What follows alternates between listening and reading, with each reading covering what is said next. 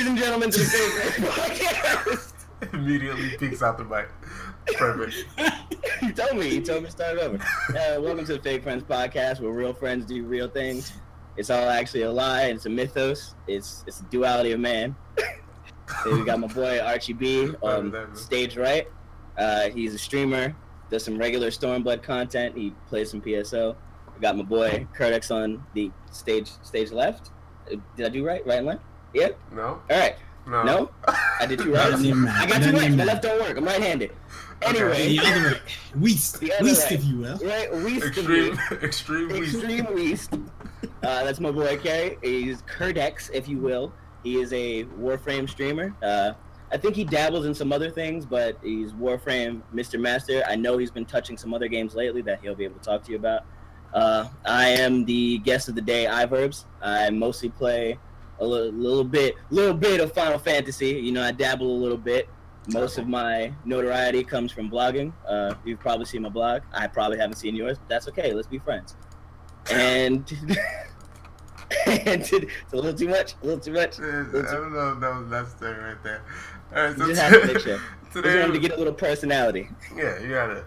Today we're going to talk about what we've been playing over the past week. We're going to talk about the news coming up after that. We're going to talk about releases coming up after that. And while that doesn't sound like much, it's a lot. Mm-hmm. We're going to have a lot to talk about. It's going to be a pretty packed show today. And it might be a little bit exciting even. Who knows? Mm-hmm. We decided that I'm going to go first. I'm going to talk about Warframe. Yeah. And I'm going to change the topic. Hey. Because now we're talking about Warframe. You see, I'm on top of this time. You know what I'm not on top of, though? The fucking overlay. What's wrong with the overlay? I didn't change the video and the thing. Put on the Warframe video. Put on the Warframe. What Warframe? There's a Warframe video? Yeah, there's a dev stream in there. Oh. Skip the 34 minutes. I can't click it. I don't got rights. You gotta give me rights. I'll give you rights. See, this is why we do the pre-stream. You got.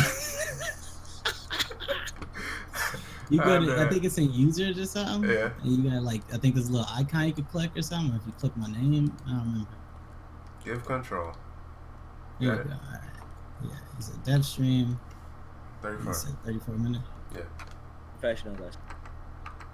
Yeah. Ooh. And then. Oh, this is the dev stream. Who playing? You want a little bit before so we get Harold? Is that what was at 34? Yeah, it's just for the. Oh, okay, got it. Because the gameplay. Got it. Right. So, there's not really much to talk about as far as me playing Warframe. If you know anything about Warframe, I grind for stuff. I don't get the stuff, and currently I'm in like a burnout phase because there's big shit happening soon.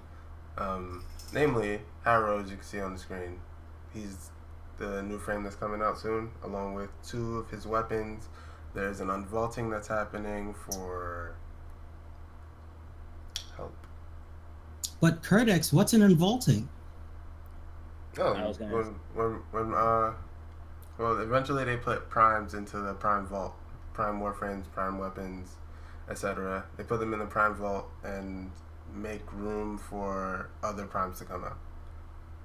Okay, then, sorry, I'm just someone who doesn't play Warframe. So as the vault is just basically, you can't get them anymore. They're locked away, and if you have them, you have them. If you don't, you don't. Exactly. Until they get unvaulted. Exactly. Like what's happening soon. Yeah. Okay. Coming out of the vault, I think is Rhino and Mag. Yeah, I believe so. Yeah. So there's some stuff in there that I want to get. Of course, I want to get Harrow. There's a quest that's coming with him, which is always great lately. Warframe quests have been top notch as of late, and I really can't wait for the even newer stuff that's coming as far as questing goes. But really, that's kind of it for Warframe for right now. There's more stuff coming in the news section. Other than that, I've been playing some MXM. It's Master X Master. It's an NCSoft game. It's free to play. It's a cross between like PvE stage-based MMO. Think something along the lines of PSO or What's another game that's like that?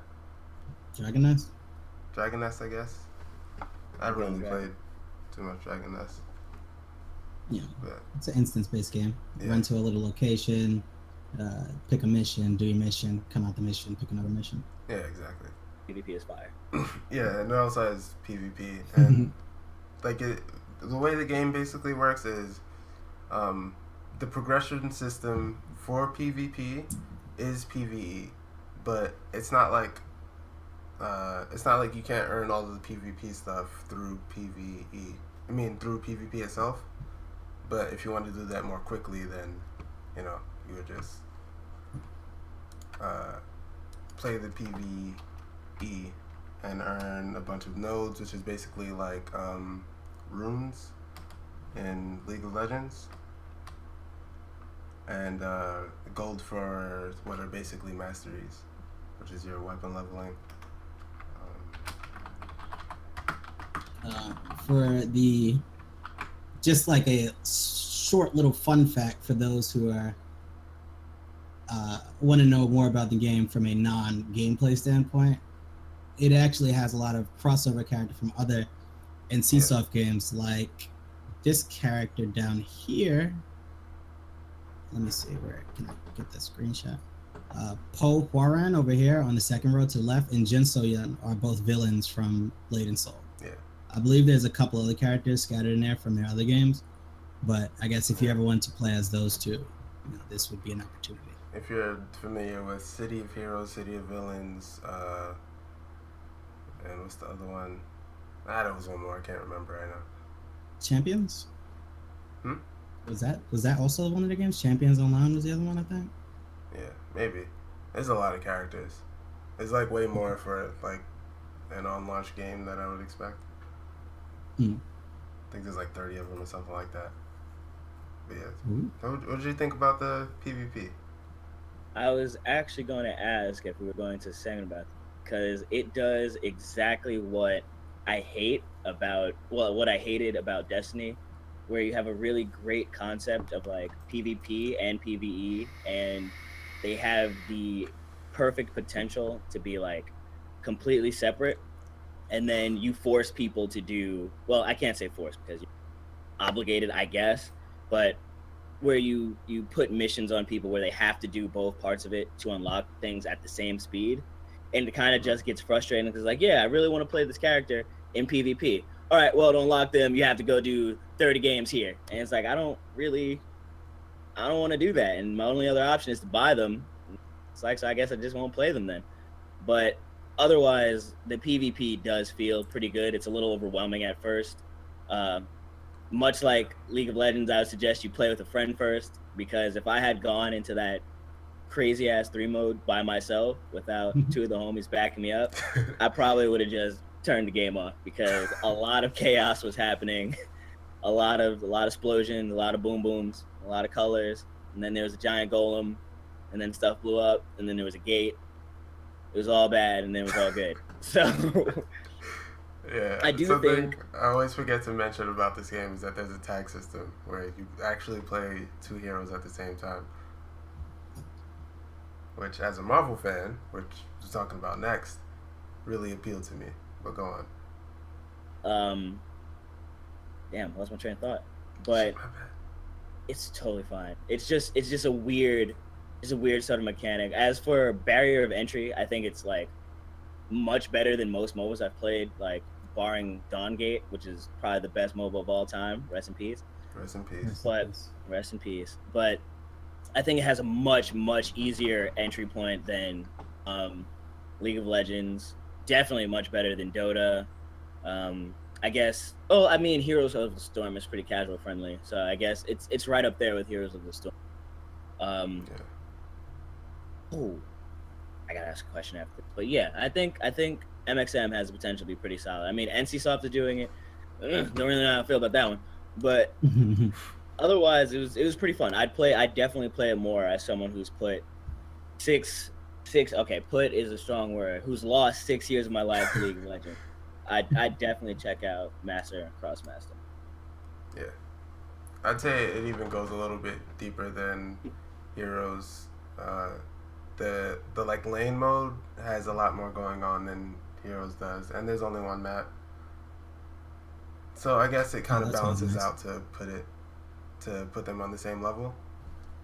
But having only one map definitely makes it more casual friendly, because one of the hardest parts of Heroes of the Storm, well, at least for me, I don't know about other people, is that I really don't feel like I'm playing the game. Like, I feel like I'm playing the map, so ultimately it doesn't matter who I pick because I don't know which map it's going to be. Whereas that's where one of the selling points of League of Legends was, where you always had one set of objectives in League of Legends. You got on the Rift, you did your thing. Whereas Heroes of the Storm, I feel like I'm in some ever-rotating BS fest where if I don't understand the mechanics that are very poorly explained, like the 2 Dragon Tower thing, yeah, like I feel like if your teammate aren't all on the exact same page, then you'll never win the map, which means you'll never win the game. that's a shortcoming of that game for sure. I've never had. I can't say I've ever had like a good time playing Hero solo. Like if I'm not in a at least 3-man team, it's just not a good time. Yeah, I can't imagine solo queuing in that game, especially in ranked. Yeah, I would never. Well, actually, ranked is a lot better because people jump in. Like you expect them to know what they're doing. Of course, there's gonna be those times. Don't they also tell you the map name? Don't they also tell you what map you're going into? Yeah, they tell you what map you're gonna play on before you choose your hero. So there's like there's like more strategizing and team communication that goes on in ranked that you'll never get in quick match. That's crazy. I might actually try some heroes. Yeah, because one of the bigger issues, on top of the fact of the rotating map issue, is, like I said like a second ago, you don't know what map you're playing on. And because the map is rotating, you don't know what team comp you need to deal with the situation that's going to be presented for you in a second. So you could pick a bunch of like bruisers and tanks and then get into a little fucking map where you like actually need like a DPS to kill one of those big, or like the angel one? The Diablo one. Yeah, so you need like a bunch of DPS to kill the thing before the enemy does. Like you can defend the hell out of yours, but you're never gonna kill theirs before they get back to fight you again while you're trying to kill theirs, and then they're probably just gonna clear yours. So it's like it makes a bunch of like weird situations that could be easily solved by you just knowing what you were gonna get into. But I guess it like ruins the like party arcade mode feel of it. Yeah. Where it's like, I don't really care for that, but obviously some people do. It's a fun game though. I just wouldn't like. I don't play as much League of Legends as Kyle does, but that is my preferential game because of the fact that like it's me versus the guy who I'm against, and then my team versus their team, and I always know what I'm getting into, especially if I play draft. Yeah.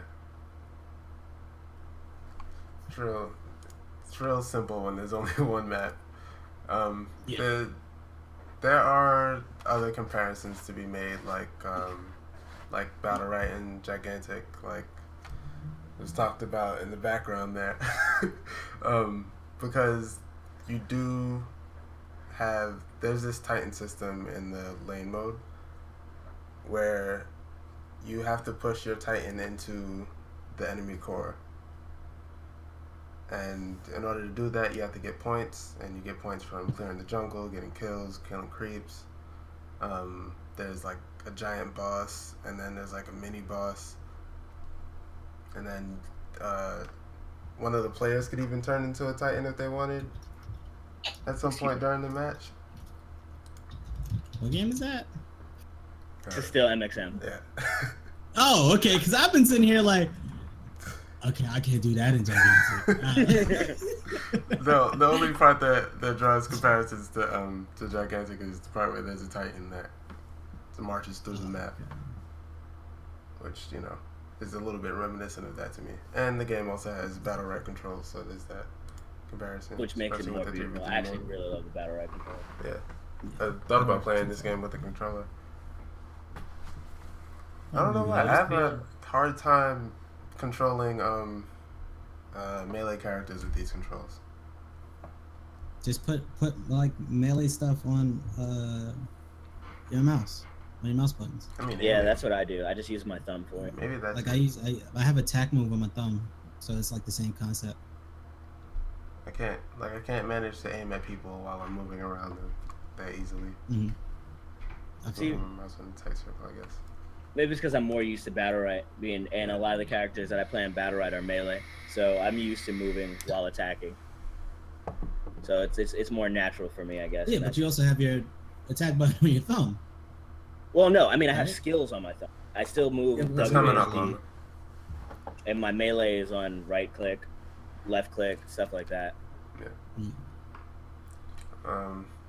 Alright, we can move on to Marvel EX real quick. Oh, that's what Marvel EX is. Because I saw the title, and I was kind of confused. Because I was like, I don't know what the hell that is. But Marvel EX is the Marvel version. It's a Marvel hack, right? Yeah. It's a bunch of balance changes, updates, upgrades, fucking buffs and nerfs, and just funification of Marvel, right? Yeah. It's in the, I don't know, some people play Smash, so the same concept as Project M or Brawl Plus, Brawl Minus, but this is the Marvel 3 version. Marvel 3 came out on PC recently, in case you didn't know, which makes it very susceptible to modding. Yes.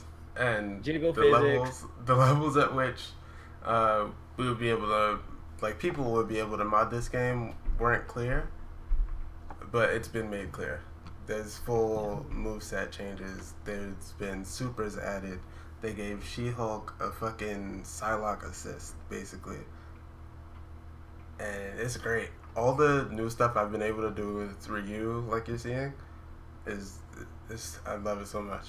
One of the things I forgot to show off was that he can actually do air actions after air tatsu. So you know, like his like basic air combo, medium, heavy, and then like heavy tatsu. Mm-hmm. You can launch her after that, pick up with Shoryuken, and super. Which adds Nice. which adds just enough damage to like get a lot of those skills that Ryu's not able to. His Hadoukens are a little bit busted. Slow Hadouken allows you to like dash up from full screen and combo off of it. You can also combo the Hadoukens. I got up to like 4 or 5 hits at some point. I only showed 3 in the video. A lot of the new assists are really good. Everybody that got buffed is suddenly like really good, and it's so good. Dark yeah, because they were Phoenix, trash before. yeah. Dark Phoenix was quote unquote removed. You have to do a little bit extra to get that to actually happen, but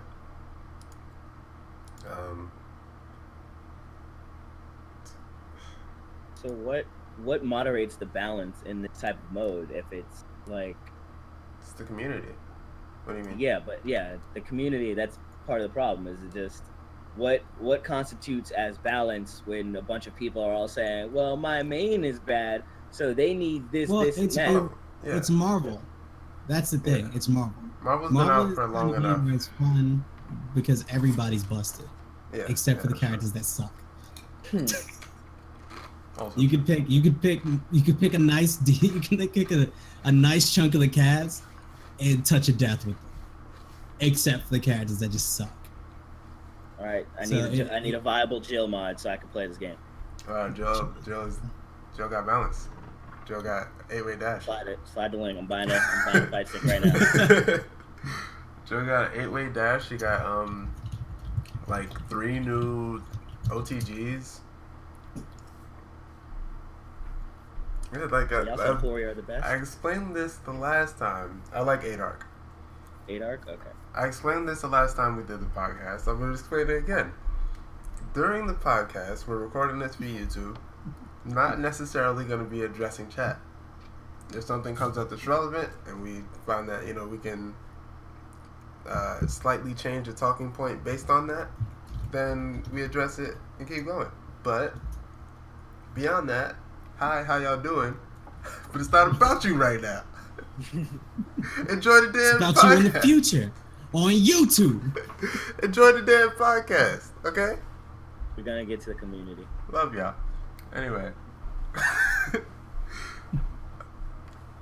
Where was I at? Jill, right? She got 8-way dash. I think she has new special attacks. A bunch of OTGs. Her combos are way better. Her dash, not regular dash, her like command dash, has actual invincibility now. That's really good for her. Yeah, she along with like every other character that you would imagine is like not that good. It's just good now. Oh, okay. That's what I like to hear. Very reminiscent of Project M, if you will. Yeah, it's I would compare it very heavily to Project M because they also didn't like, but except for they didn't really touch characters that are good already. So like Virgil is still Virgil. And would you like to tell us how you feel about Virgil? Fuck Virgil. Anyway. Hey. But Virgil still being Virgil is now kind of negated by everybody else being good, which is perfect.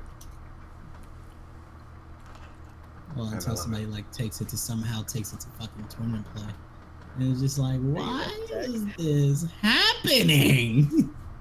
Wait, it takes what to tournament play? They do a fucking Marvel EX side tourney. Oh, they're doing that at EVO. What? Oh. Yeah, I didn't know. Probably not on the big stage. Like, well, obviously not on the big stage, but they're doing it. The guy that the like head modder on this is a writer for SRK. Oh, okay. So That makes sense. yeah, It's actually pretty cool. yeah. There's no way he wouldn't be in there. I would have loved to see Project M stage instead of the Marth and Falco show. Yeah, they got a lot of airtime on the Melee streams.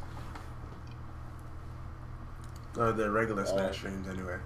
Not All Melee. 20 viewers. Oh, it was like normal Smash viewers, So like which is 20 like viewers. high. Smash gets more viewers than Street Fighter, or it used to. Yeah, you used to. Used to. Yeah, back when Street Project 5. M was popping. I mean, I guess I'll give you that. Project M was more relevant, like what? I guess 4 years ago or so. Yeah, something like that. I feel like it didn't have a lifespan though. Yeah, me too. Yeah, it didn't have much of a lifespan. I mean, that's kind of the way of, like Fighting games competitive is. mods. Yeah, I guess fighting games games. in general. Like I remember when KF came out and everybody was like, KF is the fucking future! And then a month went by and everybody was like, when's fucking Street Fighter? I feel like it's gonna be the same way with Tekken, and nobody agrees. I don't know. Yeah. MKX was a thing for a while. Yeah, That lasted MKX longer than it should have. It did. MKX lasted EVO. yeah. That was it. Well, It that's- lasted from it came out to EVO and then nobody fucking cared anymore. That's a whole year though. Yeah, that was a whole year of Didn't- MKX. Didn't it make Finals Day? Did it? I think I I remember guess. it Oh wait, making Finals Day. MKX and Injustice was in the same rotation. I think that's what happened. I think MKX got knocked out and Injustice took his place. That makes I sense. didn't see as much justice as MKX. Or maybe I just wasn't looking. I'll say it that way. That's all out of Injustice. But yeah, I think I'm good on Marvel EX. You know, Time. Oh yeah. For Archie. You know what time it is. Oh boy, here we go. Start it up, You Archie. know what time it is. Hit us I ain't with clicking some. this IGN video so they can poorly play Samurai. I will never can disrespect you just myself put like something that. on, please? Yeah, Put I'm gonna put yourself something on. on already. Put I'm footage gonna of put you myself on. on. Yeah. What's my? I'm gonna put it on my YouTube video of me playing PS1 like 4 years ago. Hold on, Nice. give me a second. Nah, Let's go with that. I'll click the video. Anyway, so yeah, I don't remember last time. I don't think I was level 70. No, I was level 60 something because I had just got to Kugane. Yeah, not Okay, so I've reached level 70. I've got all my abilities. The rotation hasn't changed too much, but I've got a couple more abilities to work with. So I guess I'll use this video to like talk about the abilities. So Samurai's biggest thing is these on the top right of the character, on the right side of the screen. You'll notice there's two gauges. There's 3 circles and then a blade. When you get the 3 circles, you get to use a powerful move. You don't need all 3, but you get a different one based on how many circles you have. And then you get to use more abilities based on how much meter you have in that sword. That's your Sen gauge. That's your Kenki gauge, and 3 circles are your Sen gauge. And most of the time, you'll want to build up your Kenki gauge to be used in conjunction with your Sen gauge. But once you hit level 50, you get some more abilities that are more worthwhile. See, like, he's playing it butt already. Why would you not power up that EI blow? I hate this guy. It's pre-release. Chill. Okay, and I want to. All right, look at that booty thing he just did. All right, let me show you what he did just now. All right, so this, this with the circles, that's Meikyo Seishui. It gives you the ability to use all of your Sen granting skills without using a combo to even stack them up. He uses it, then dashes away and blows like 2 of them for no reason. Why would you even do that? It took me about 30-something seconds to figure this out. I got on the game and was like, all right, that's what I'm supposed to do with that. And he just gonna cast it up in the AoE. Oh my God. Hey, he dodged it though. He dodged it though. Did he die? He didn't die. No, he ain't died, but I don't think he dodged it. I think he dodged it. I don't think he dodged it. But anyway, the class has absolutely no raid utility. Just last night we were doing Susanoo EX. Me and iVerbz and a couple other people. And yeah, we did clear it. We cleared it finally after a lot of effort. And Samurai is like highest DPS, period. Does not have any raid utility, but at all times I'm towering at least like 600 DPS over whoever is second. And like at times, like 2 times, whoever is just like shit in the bed. This is kind of like a weird thing for me though, because I remember on the last one I said it was very similar to Dragoon, but like the more I played it and the more I got abilities, I realized that it's kind of like the opposite. Samurai's not OP, Korath. Not at all. It does its job. It's easy to say it's OP. Yeah, it's easy to say it's OP when you look at a DPS chart. Red Mage can literally revive the whole raid within 10 seconds. Which I've done. By himself. This is not speculation. This is not, well, this could happen. This is something that has literally happened on multiple occasions. Yeah, exactly. Running it back? Yeah. Just to have it on the screen in case I like see something stupid he doesn't get. They use the ability to reference. I wish it could see my mouse, but it doesn't really matter. So I don't remember what I was saying. All right, so it has a ton of DPS, but it has no raid utility. And I was saying last time that it was similar to Dragoon because it feels similar in a way. The way you like, you do your combos and like the things you have to like juggle. But the more I played it, and like even Coop said it this morning, it's kind of like the opposite of Dragoon. Actual like mechanic and DPS style. Dragoon's damage is all up front in a burst, and then you sustain. Samurai has the longest build-up in the fucking game. This is the build-up. Yeah, this is the build-up pretty much for the first like 30 seconds, and then the beat just drops. Yeah, like he said like I went from 1.5k DPS, and then I hit the 30-second point and started using my abilities and jumped right from 1.5 to 2.5. And then from 2.5 to 4, and just stayed at 4k DPS. I would have a huge lead on him. Like, I'm a red mage player. I finally got my rotation rocking, and I think I opened for 5k and ripped aggro immediately. And from there on, as I steadily, trickled back to my average, it was just a straight up samurai incline from there on. And I never saw the top spot if mechanics weren't being done. I just never saw it again. Yeah, it's very powerful DPS wise. Like it entirely like does the role of DPS, but that's all it does. That's all it brings to the table. And like as Slim is saying right now, the DPS meter is the only important thing. People who think like that will think that Samurai is OP, but there are so many other things to take into consideration before you call something OP. I wouldn't call Red Mage OP. but they do have like, whereas Summoner was like OP because they had high damage and high utility, Red Mage is now taking that spot very easily because not only do they have the ability to res people, not only can they do high burst damage, not only can they get around, but they can also cure for pretty hefty chunks. It's not going to be healer heals, but like if somebody needs healing and the healer can't heal them right now, the Red Mage can definitely get you up to take like a hit. The only difference is, sorry, you can. I was just saying like that's pretty strong. Yeah. The only difference is that, unlike the problem with Summoner with being able to do that, is that they didn't have to sacrifice any DPS to do it. So if you had your dots on and your pet was doing his thing, it really didn't matter what you were doing from then on. Like a swift casted Raze, whatever, just throw it out there. Your dots are on. There's nothing more you can do aside from like throw out ruins. Once you start healing and rezzing as a red mage, your DPS is over. You have to start your entire proc chain over. But that's balance. Like I shouldn't be able to continue bursting, keep everything going, and res the entire party. Mm-hmm. So I think they did really good on that one. Yeah, exactly. It makes total sense. And you know, like as I'm reading the posts of people like overreacting, and you know, we have a bunch of DPS. We have a big variation of DPS in Free Company.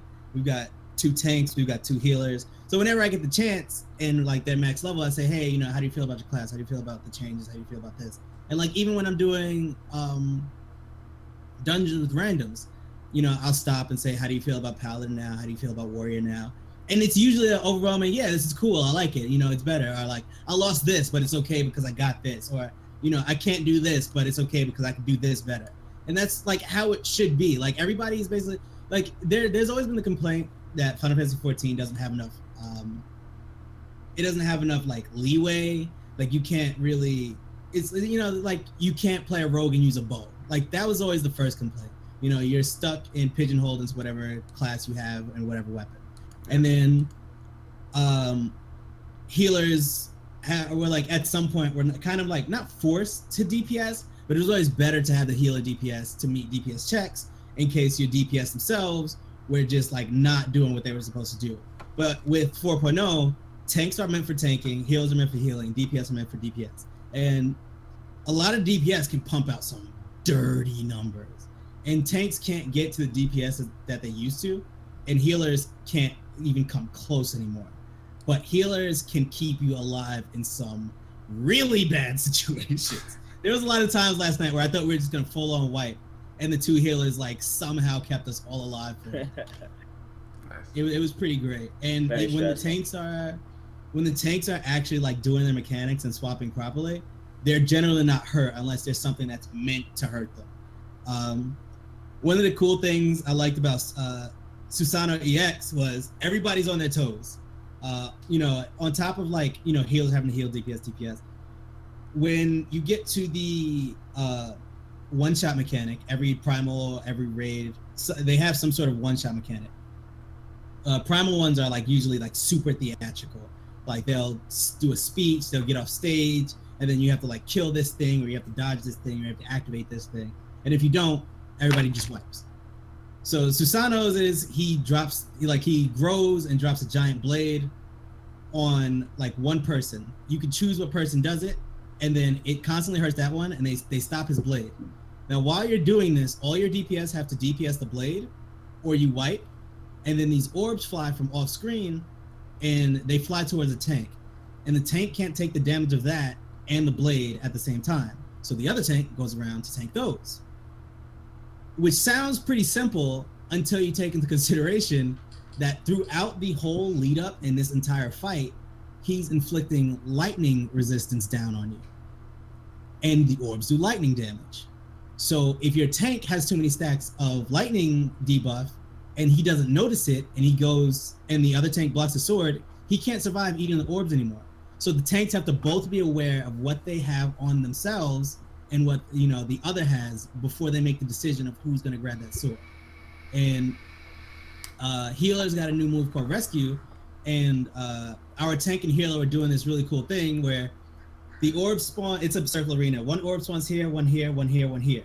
and one of the tank is generally slow, so when he gets here, the healer will drag him from this orb to this other side so he can get to that orb faster. And it was like a really cool like use of that new ability, and like it's like a good synergy and like quick thinking of how you could get through this a lot easier as opposed to like risking killing iVerbz to death.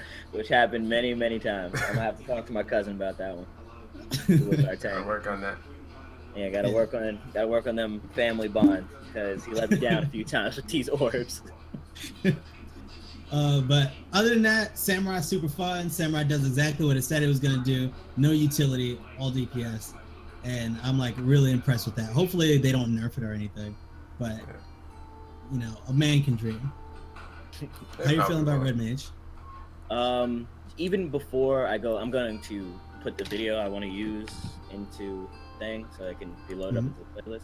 But even before that, I just want to touch on a few of the things Archie was talking about, where people were complaining about Samurai doing too much damage, but I don't know how many. I think these people just have never raided before or only play casually, which is totally fine. But you have to think about these things in a context where it's beyond logging on and doing your dailies and then saying you played the game. The biggest problem, because Samurai is the new Monk, and the problem with Monk in Heavensward was that they had no raid utility, but they didn't do enough damage to warrant taking them anyway. So if they're doing maybe 100 damage more than the Ninja and the Dragoon, but the Ninja gives 25% damage up to the entire party, and the Dragoon gives 15% crit to the entire party, why would I ever bring the Monk? That 100 damage is not going to make up for the 300 damage that everybody else across the board is getting. So they fixed that with Samurai because, as Archie said, at every point, I could have not missed a single proc. I could play completely perfectly. And I was playing out of my mind last night on that last clear. And Archie still ended up about, I want to say, 300 damage above me. And that was with me playing perfectly, me doing the mechanics, him doing the mechanics. I don't know if he played perfectly. I'm assuming he did. But he was still 300 above me at the end of it all. No deaths. I don't think either of us died that time. I think we literally were on our A's and B's that entire fight. Yeah. But neither of us died. We did all of the mechanics. We kept the team up. I maybe threw out a res once or twice. But at the end of it, he was still 300 above me and almost 1,000 above the person below me. Now, maybe the person below me shit the bed a little bit, but 1,000 DPS is exactly why you would take a character who doesn't have raid utility. Like, that's it. Like, that's exactly what they need to be viable. It's the little bit. Like, that DPS check wouldn't have been met at 1,000 DPS. Exactly. Yeah, that's a DPS check. That is a one-man DPS check. And that makes up for the second part that Archie brought up, that the problem with mages and tank and what a lot of them were complaining about and are still complaining about on Reddit, that kind of just irks me, is that they're complaining that they don't do enough damage anymore. And it's like, that was never your job to begin with. The fact that you were forced in Heavensward to do damage in order to meet a DPS check, and I'm really mad I put this video on the queue because he just did his hard casting Arrow, and that really tilted me and changed my whole I caught it out of the corner of my eye. Development footage. It's common sense. You know what? I'm just gonna pause this because that really tilted me. I'm gonna just give me 1 second. Let me recollect my thoughts because you're bad. The problem was that if you couldn't meet a DPS check in Heavensward Raid's situation, then the response to that would be, well, the healers and the off tank need to do more damage. And it's like, no, the onus on a DPS check should fall solely on the DPS. That is their job. You have one job as a DPS, and that's to provide the damage needed to get through a damage phase. You don't ask DPS to tank swap. You don't ask DPS to keep the party going. You ask DPS to know their rotations and do the mechanics to get you through this. So what was happening was healers and tanks, let's say the highest DPS you can do before Heavensward ended was 2,400. You had healers doing 2K and you had tanks doing 2.2K, and it's like you got the best of both worlds. You got the quick Qs, you got to do your healing job, and then you're also topping damage charts. Like I remember in my cousin's old raid group, they had 2 healers, but one of the healers never healed. He just DPS. Like they had a solo heal, do all the content, and then the second healer would come as backup, but would mostly DPS and provide hard heals when needed. And I feel like that's a just really bad design for raids, because the casual players go, oh man, I want to play this game, I want to be a healer, and then they go into a 4-man group and they just heal, and you have people yelling, well, why aren't you DPSing? It's like, because I didn't pick a DPS. That's not what I signed up for. Yeah, exactly. Like I've always been, there's a huge divide, or there was a huge divide in the community for a very long time about whether or not healers should heal in regular dungeon content. And I'm on the side that they shouldn't, because that's not what they queued for. And if they queued to DPS, then you should DPS. If you queued to heal, heal. If there's some downtime, you know, we're not taking a lot of damage, sure, you can DPS if you want to. I'm not going to force you to, because it's not your job. It would make things go faster, but I don't pay your sub. So that's just, that's just how I feel about it.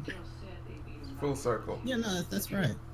Like, that in part is the most important point, though. Where it's like, it could help, yes. If you can do it, sure, go for it. But am I going to fight you about it? No. Like, I'm going to fight this other DPS for being 600 DPS below me. Right. Like, what the fuck are you doing? Be mad at that guy. And that's where, like, healers were melding, which is like putting special stats into their gear to do more damage. They were putting accuracy in so that they can ensure that they hit targets to do more damage. And it's just like, that's really poor design wise for what healers should be doing. But now in Stormblood, all of our poor healers who wish they could DPS but are stuck healing because you don't do any damage, baby, and everything hits hard. Poor healers, they can't. Right, poor healers, you got to do your job. Oh no. Especially scholars. This is a special smile for you, scholars. Your pets aren't OP anymore, so you have to push buttons. Oh, Nice. Good Poor times guys, all though. around, Poor guys. right? Poor guys. You don't get instant queues and high DPS anymore. Crazy. It's crazy how that works. I'm gonna go back to this video, and now that I've got all that in my system, let's go watch this Red Mage video. I might have to skip over that because that really hurt my feelings. But like Archie was saying, I do main Red Mage. It is the newest DPS mage that was added in Stormblood, and it's, as if you know anything about Final Fantasy, it is a mix of the Black Mage and the White Mage. It's got the damage of a Black Mage with the utility of a White Mage. Now, what it makes up for, and it's like incredibly short bursts of damage, is the dual cast ability. Like, they've started to homogenize what they want each of the casters to be. So you've got your summoner who uses pets. You've got your Black Mage, who is literally a standing turret of damage. And then you've got the Red Mage, which is basically your, like, jack of all trades. So he has really good burst, but he's not going to top the DPS if you're good. And he has really good heals, but he's not going to make up. Like, you won't be able to take him in front of a healer. And the general concept of him is you start off with something small, like you do your shorter cast, and then, oh, this is actually a really good place to pause.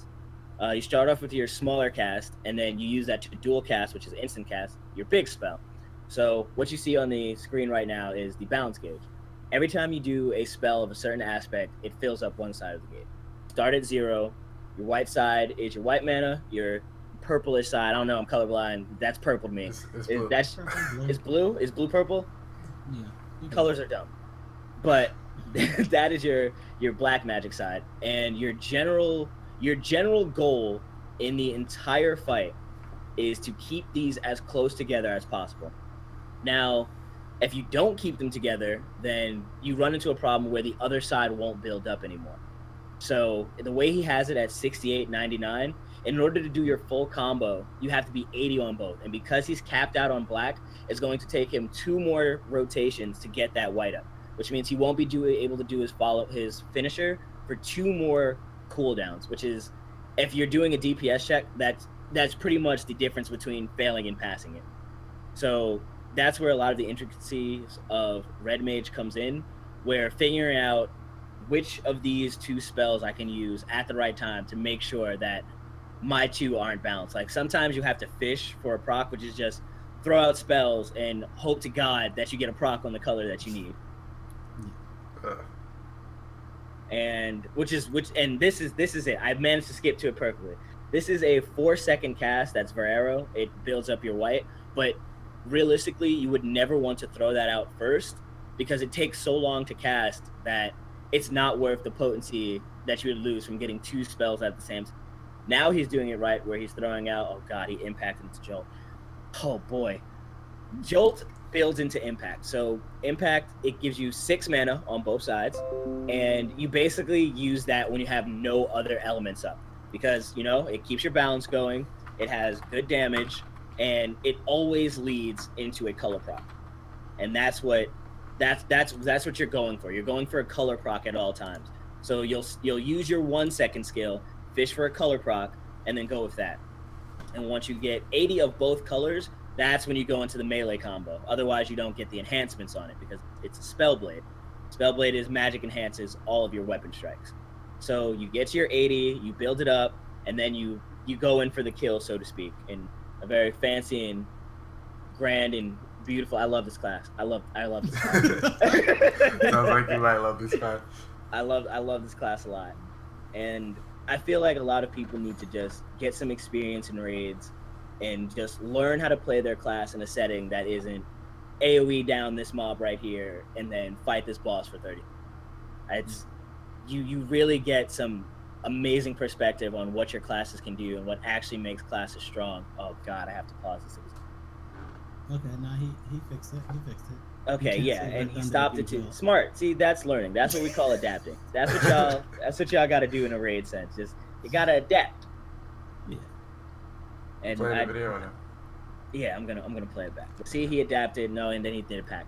But it's fine. It's fine because he's trying to build up his mana. As you can see, you know, this is actually a really good example. He's getting his procs, and now he's building them at the same time. And now that he's at 54, he can keep on fishing to get those to 80. See, look, this is learning. Let me just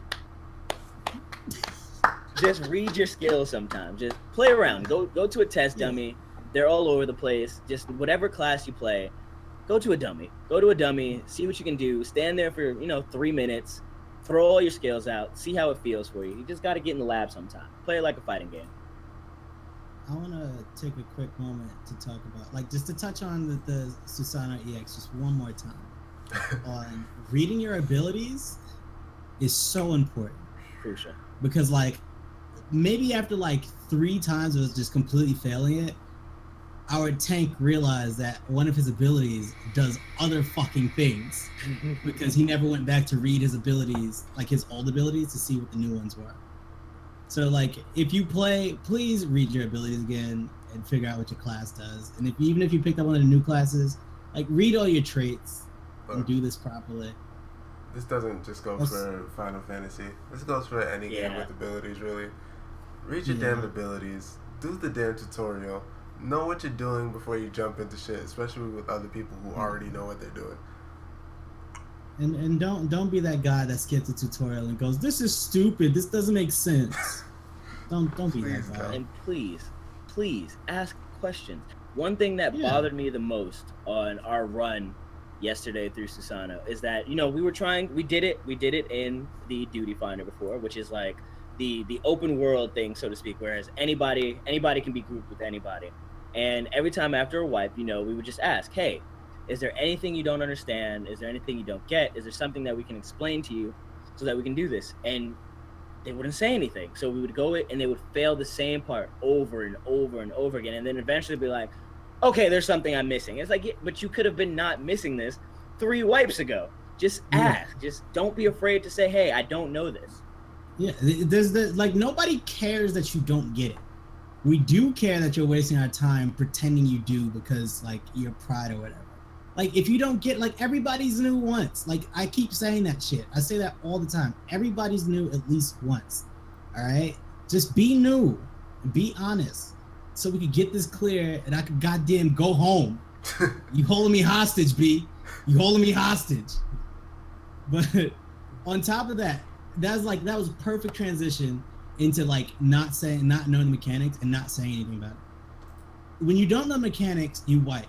And Susano has an enrage mechanic. I don't know if you know what enrage is, but enrage is if you don't do enough damage in a specific like amount of time, you just wipe. After 10 minutes, you lose Susano.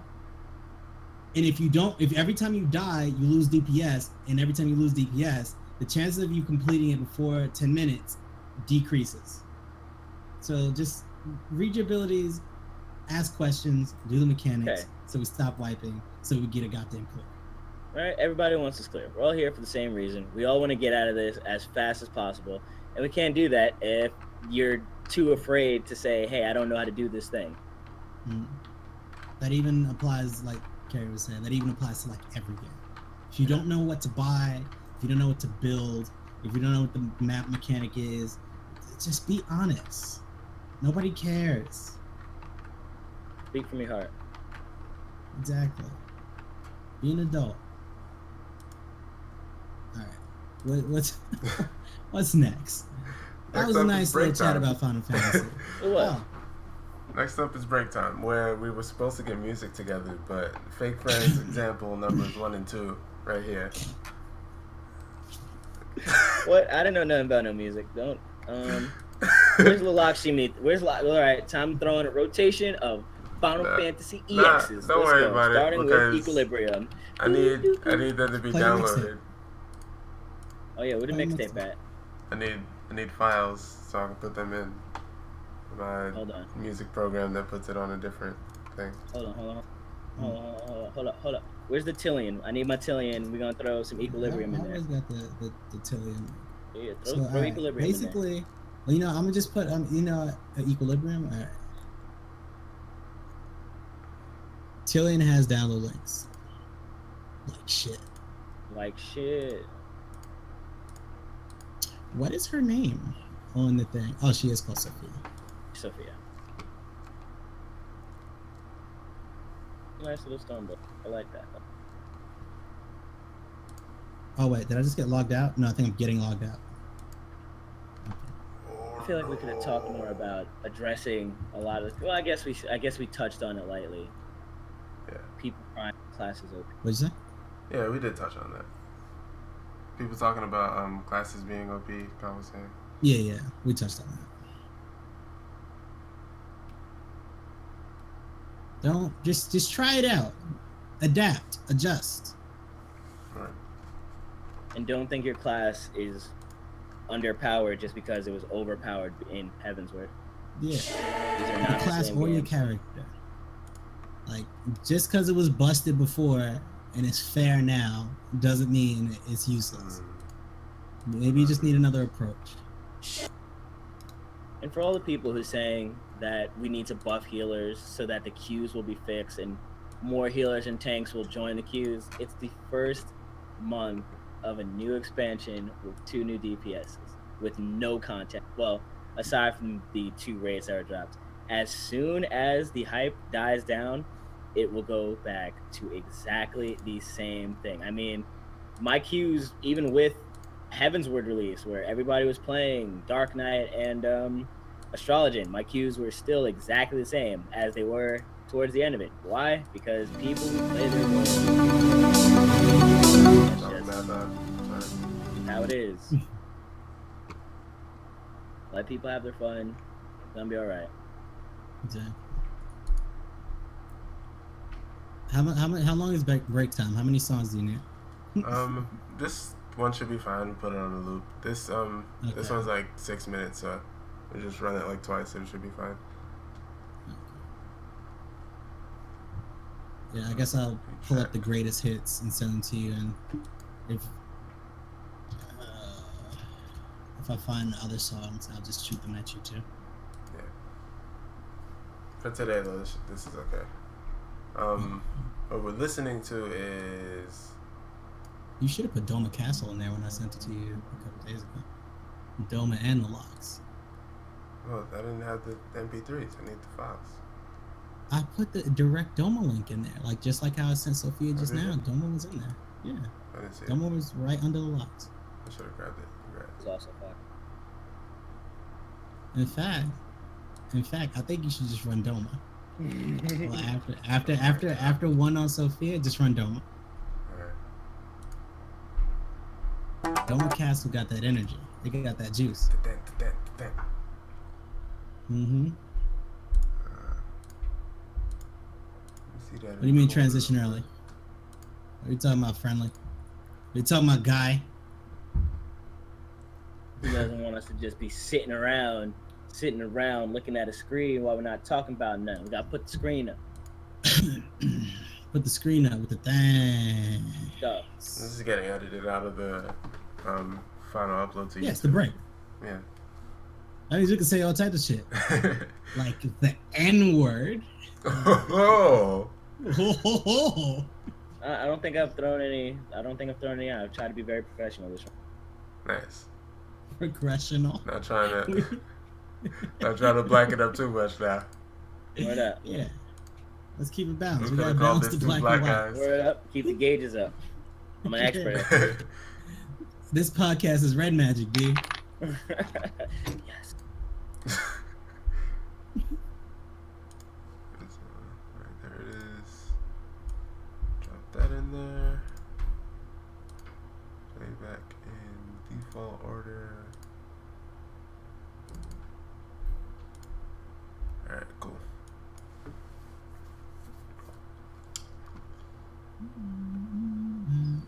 We're gonna take a break real quick. Yeah. Yeah, Archie got you. We'll be back in like I got 15. you. Get something to eat, get something to drink. Alright. To get some exercise in, some stretches. I don't know, whatever y'all fucking do when y'all take breaks. Never take breaks. Suffer. Not take a break, that's also an option. But I'm gonna get me a damn sandwich and something to drink. And Get yourself a sandwich, bro. yeah, we'll be back in like 15, maybe less, I don't know.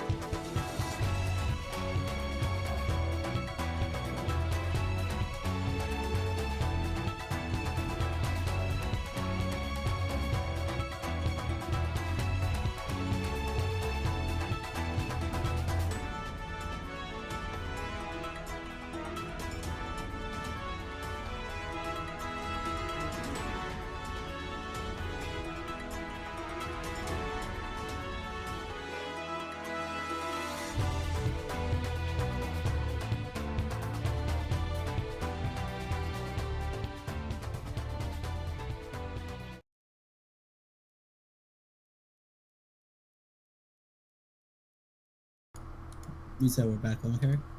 We're back now. Welcome. All right. If you missed anything, if you're new here, I'm not looking at view accounts or anything. I don't know who's here.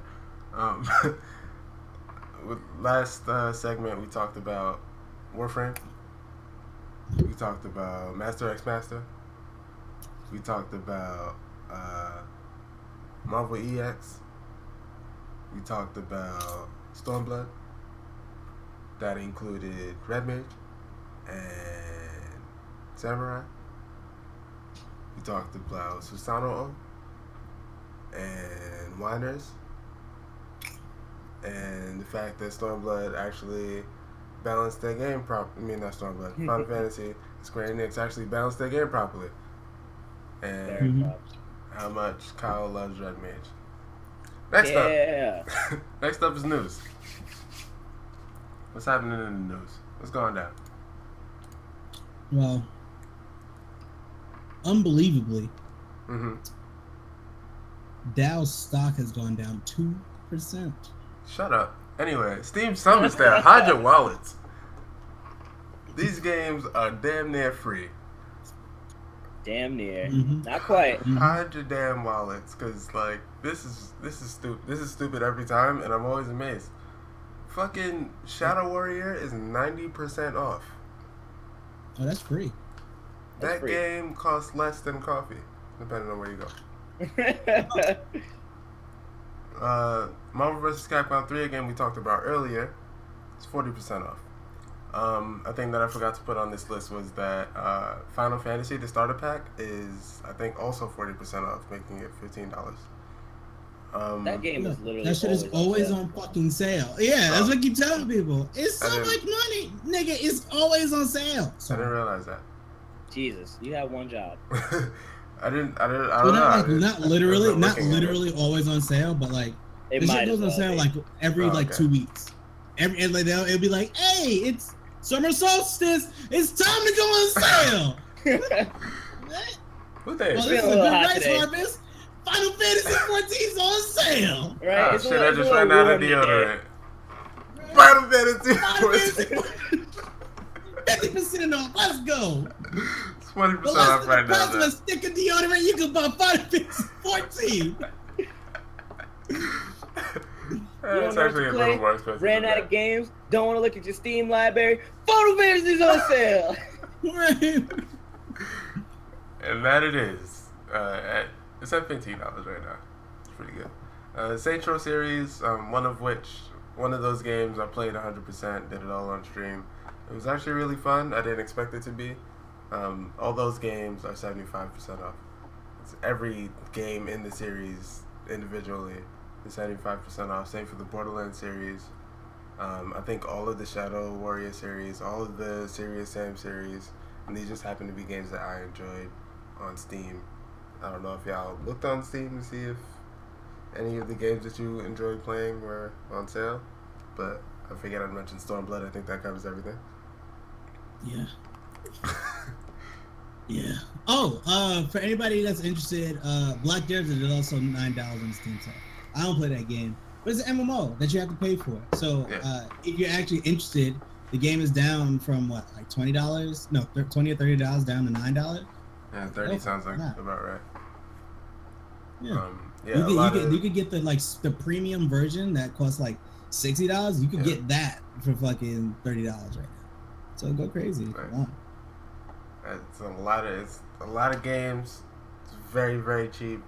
Go buy games, but don't buy too many, because then you're not gonna play them all, and then you're gonna have this like sinking depression and a midlife crisis, and you're gonna have a Steam library to look like mine. I wish I set it up so you could see my Steam library. It's a sad ordeal.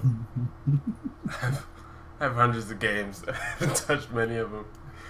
It's bad, but I'm work on that. Moving on from the Steam Summer sale though, Sega Forever is a movement that's bringing retro Sega games to mobile, which is like not that huge of a deal because it's only been Genesis games so far. But Ultra Beast. Yeah, Ultra Beast is definitely on that list. So is original Sonic, which is previously available on mobile, Kid Kid Chameleon, and Chameleon. Phantasy Star 2, Mhm. which I I think barely that's knew one. was a I thing. think that's known as the good one. Yeah, yeah, it has to have been because it seems like they only put good games on here. I don't know what Comic Zone is.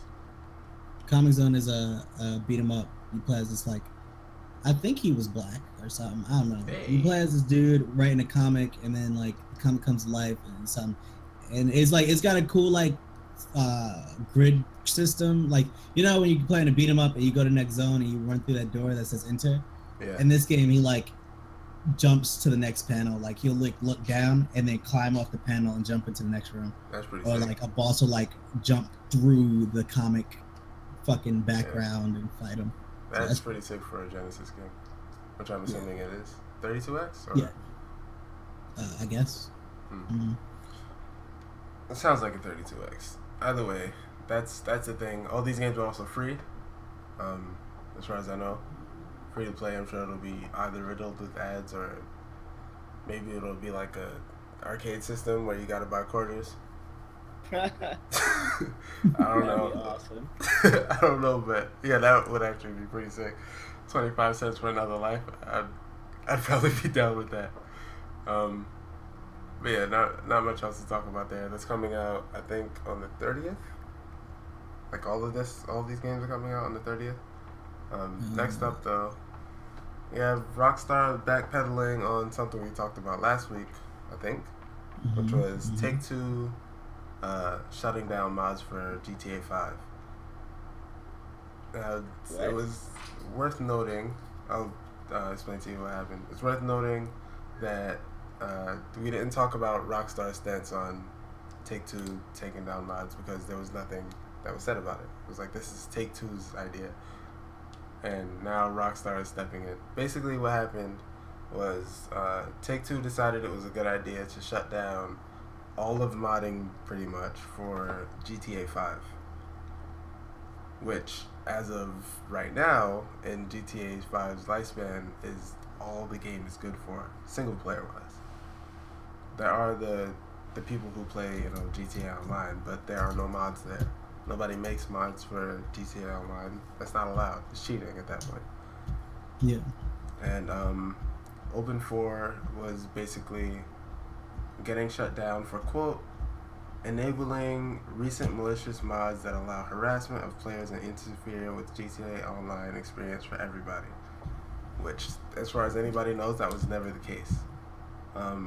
Not from, Open 4's perspective. If someone else was modifying Open 4's software to, make it so that you can use this stuff for online, then, that's not really in Open 4's hands.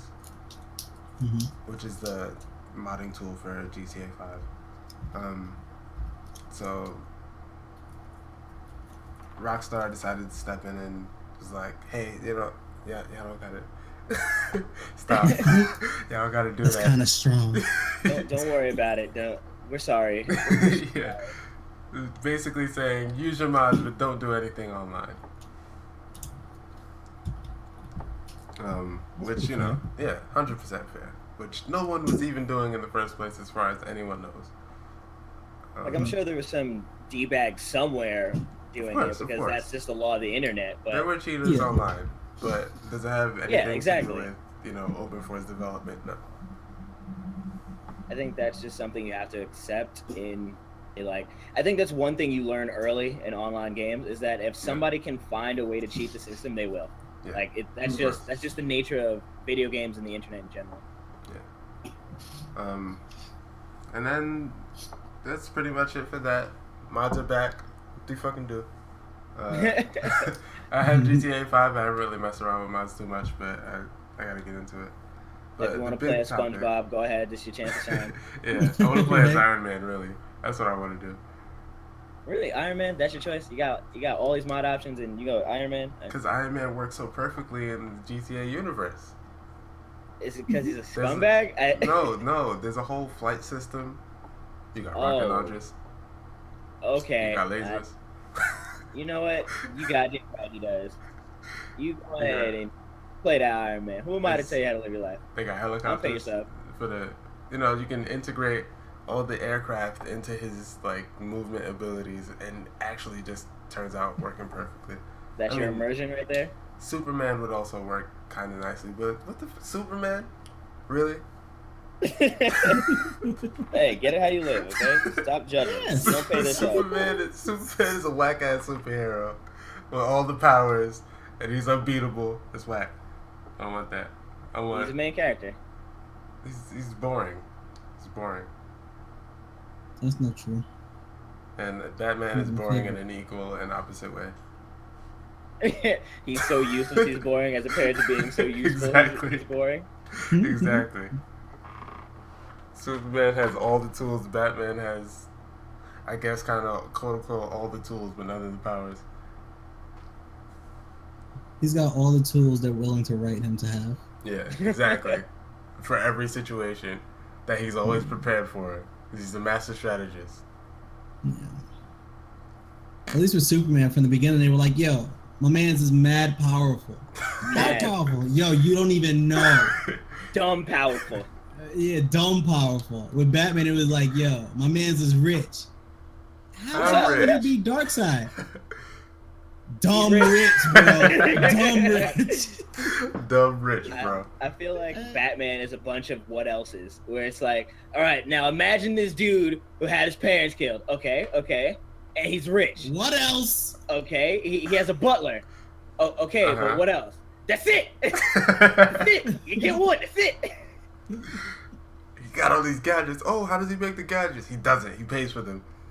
Dumb rich. There you go. You got that. Doesn't matter. Doesn't matter. He got him. Does nobody question why they're making these gadgets? I don't think you're understanding. He's rich. Some of them are mad Pacific too. Yeah. Like Right? some of He's a them do master some real strategist. particular shit. Yeah, you're right. Who is he commissioning that hasn't figured it out? Because if Batman, because who? I'm pretty like, sure it's Bruce Wayne Tony came Stark. up- Let's be real. What? Gotham City is New York at night. let's be real. So Tony Stark just rolls up, not Tony Stark, Bruce Wayne just rolls up to a random company. He's like, "Hey, I'm gonna need you to make 20,000. I need you to make 20,000 Batarangs. That's really For stupid. what? Why would I do Don't worry that? about it. Here's Don't worry $20 about billion. All right. I Right? guess. I mean, I'll make whatever you want for that $20 billion. In which case, it all makes sense, actually. Yeah. Who's gonna turn that down? Yeah, this people is like it's the same people who make. Never mind. I was just about to take a real left direction, and let's save that for Not another on one. this podcast. Not on this podcast. Yeah, let's This change is this about to to get another one. into some odd commission territory. All right. Yeah. The real topic for the news here, the big one, is the Void Glitch situation on Warframe. Woo! I've been waiting for this one. So basically, Warframe did pretty much what Take-Two did with Open 4 and called the cease and desist on all of his data mining on Warframe. The reason for this was there was some damaging information that was getting out, and it caused things like people being able to like put Excalibur Umbra on their profile, which is obviously like a huge no-no. That thing's not out yet. We don't know what that is. It was spoiling the story for a lot of people. There was like break-ins here and there, like nothing major, but still like pretty dangerous to the IP itself. The other things that the data mining provided though were things like drop rates, stats, confirmations for like what will be coming out, and actually a lot of times exposed some bugs whenever the community was like, hey, this doesn't seem right, why is this not working? Void Glitch would go in and be like, this isn't working because it doesn't exist. The thing that you're looking for is literally not on the drop table, and then DE would go in and fix it.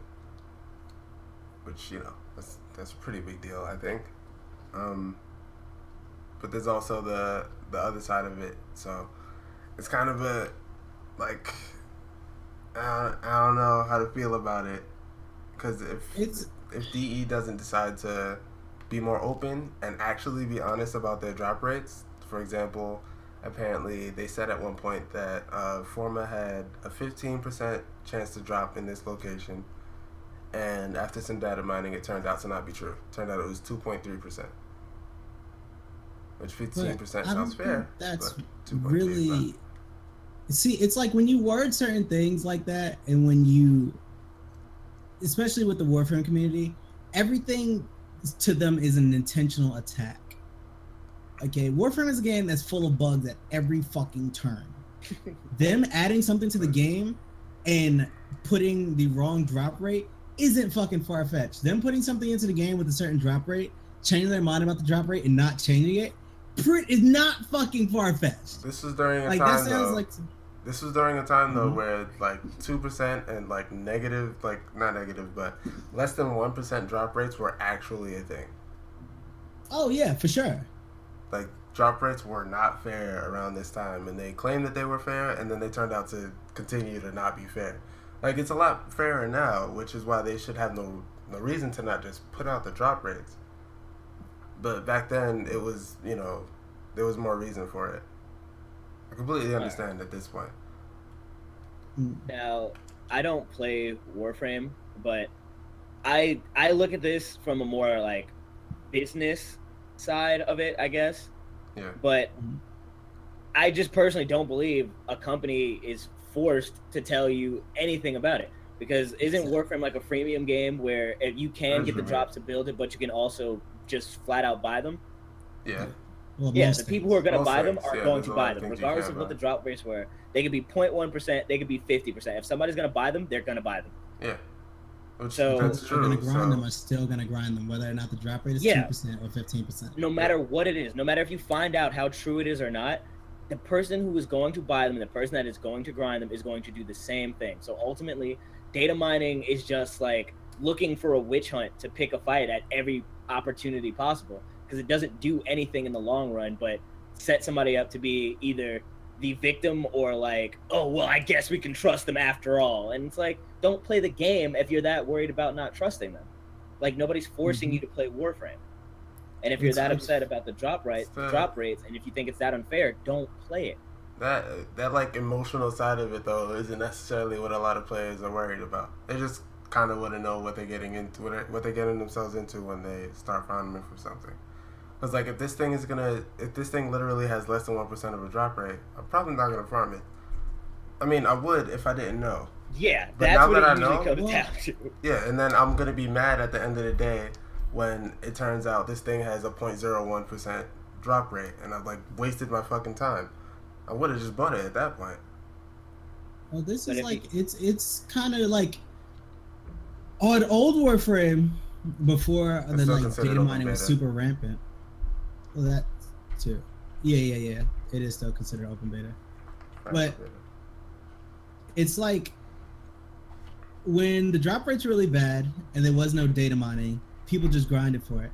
And there's no point in time where a couple days go by and it doesn't drop and DE can go, well, it drops. It just, you're not trying hard enough. When like how many people play the game on the regular? Like at least double-digit thousand, right? Yeah, I think so. If double-digit thousand people are farming it constantly and it doesn't drop, there is at no point where they can say it does drop.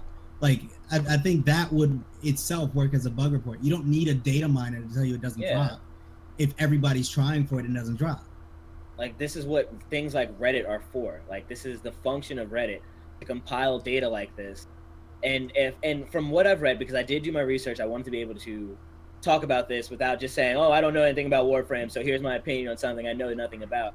So I went through the interview, I went through the situation, and the dude who was accused of it was given cease and desists. Like he was specifically told not to do it. Now, he's saying he didn't do this recent data mine, which he's being accused for, but he has said that there were multiple times where he was told that him and his team needed to stop.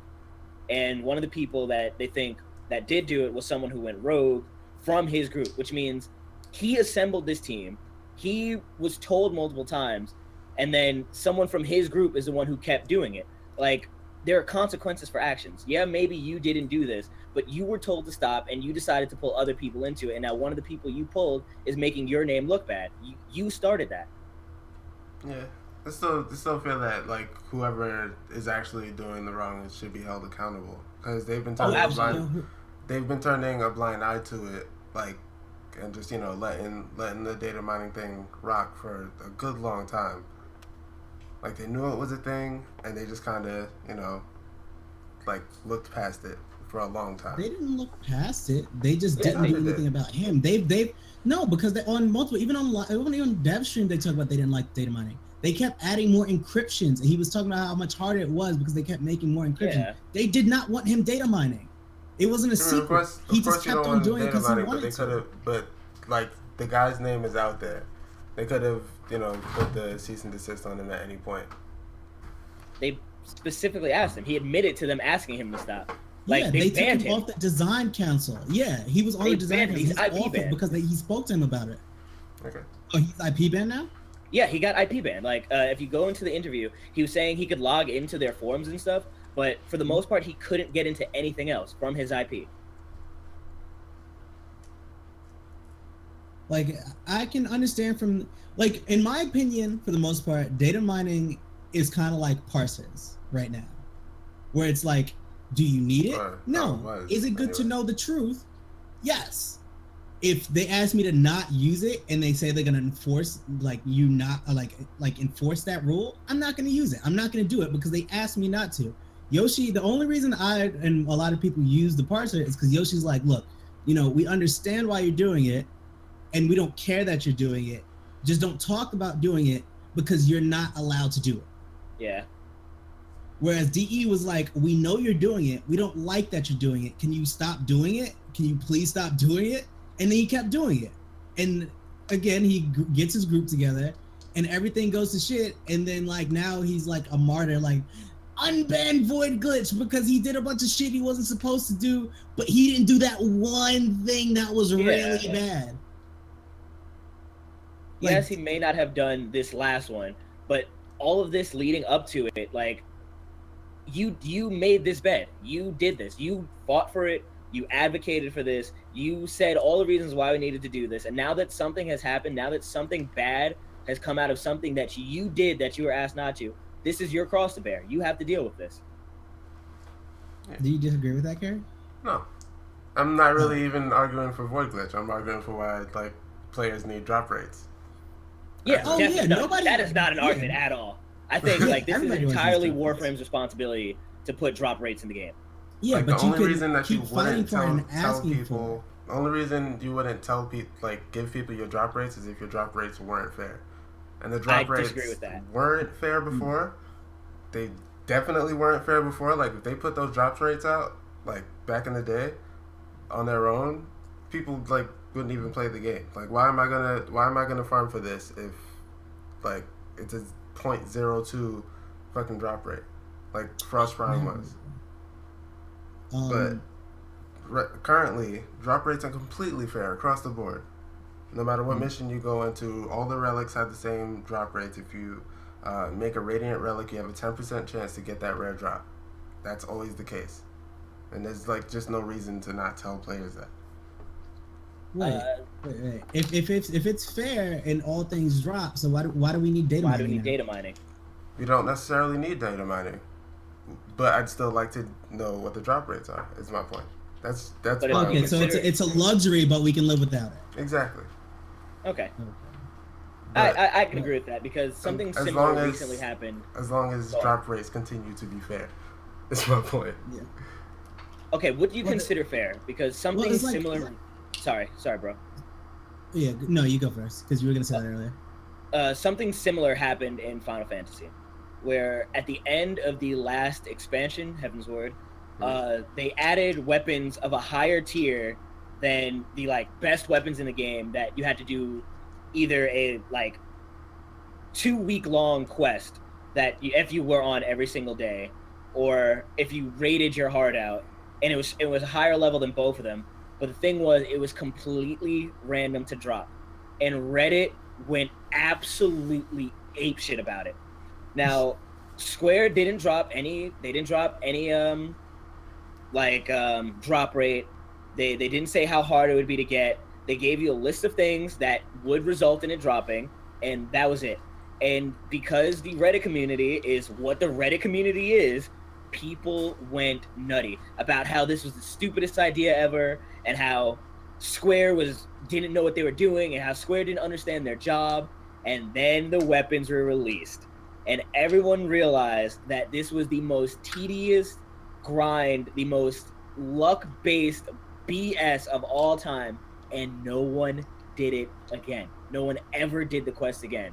Why? Because there's a very, very thick line between what should be considered fair. If you really wanted that 280 weapon that was better than everything else that you were so scared of, then you would have put in the hours for that 1% drop. But because you didn't want to do the work, you wanted it to be handed to you, it's now unfair, or it's not worth it. Is that not work in itself? 2 weeks of fucking grinding out a quest, being on every day?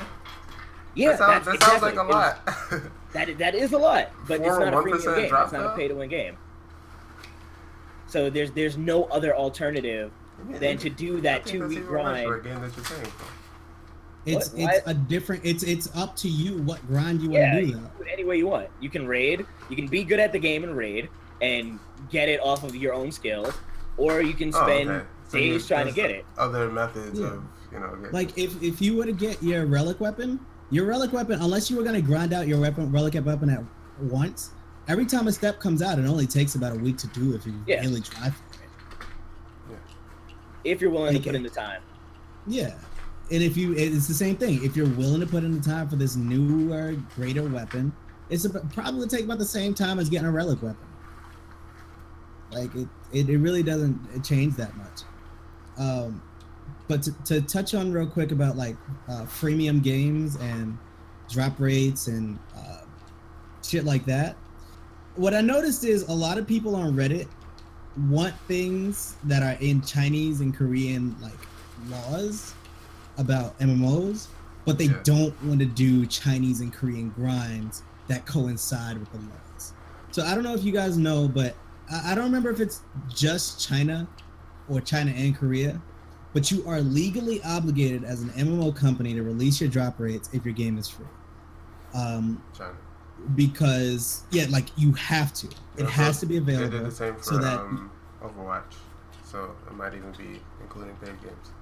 Wait, really? Yeah. They did the loot table for Overwatch? They did. I mean, I think it's non-subscription game. Any game where you can buy a loot box, any game where you can buy a gacha. Yeah. You have to release the drop rates for every item. You have to release the drop rates for the gacha. Nothing can be a mystery because you have to pay for it. And what goes with that is also in China, there's a fucking curfew on those games. And also in Korea, those things cost more money. So it's like you pay out those shits are expensive. That's why people are bugging about it. Perfect World. Perfect World actually uses that. That's their actual system because they're a Chinese company, where you see their drop rates, and you will see that they're 1%, or you can pay the $20. And it's like I'm sure they want that the idea for Warframe, but then they probably also wouldn't want those prices and shit on Warframe either. So it's like you can't really get both. Like there's no real reason for you to have that in the first place. The drop rates aren't that important if you were actually just gonna grind it out. Like it's the same way like certain people are gonna play healer and certain people are gonna play tanks and certain people are just gonna play DPS. Certain people are gonna buy their shit and certain people are gonna grind their shit. And if people who grind their shit also just have the money, they're probably gonna buy it. But people who buy stuff are never gonna sit there and grind. Yeah. Me. There was another thing that I forgot to mention that players got from data mining in Warframe that was like maybe not considered to be the most important thing to any player, but as someone who likes to go for the primes like day one, the new primes when they come out, they don't tell you what relics the new primes are going to be on or where to get the relics. Or most of that information is like just you can't find it until like somebody does it.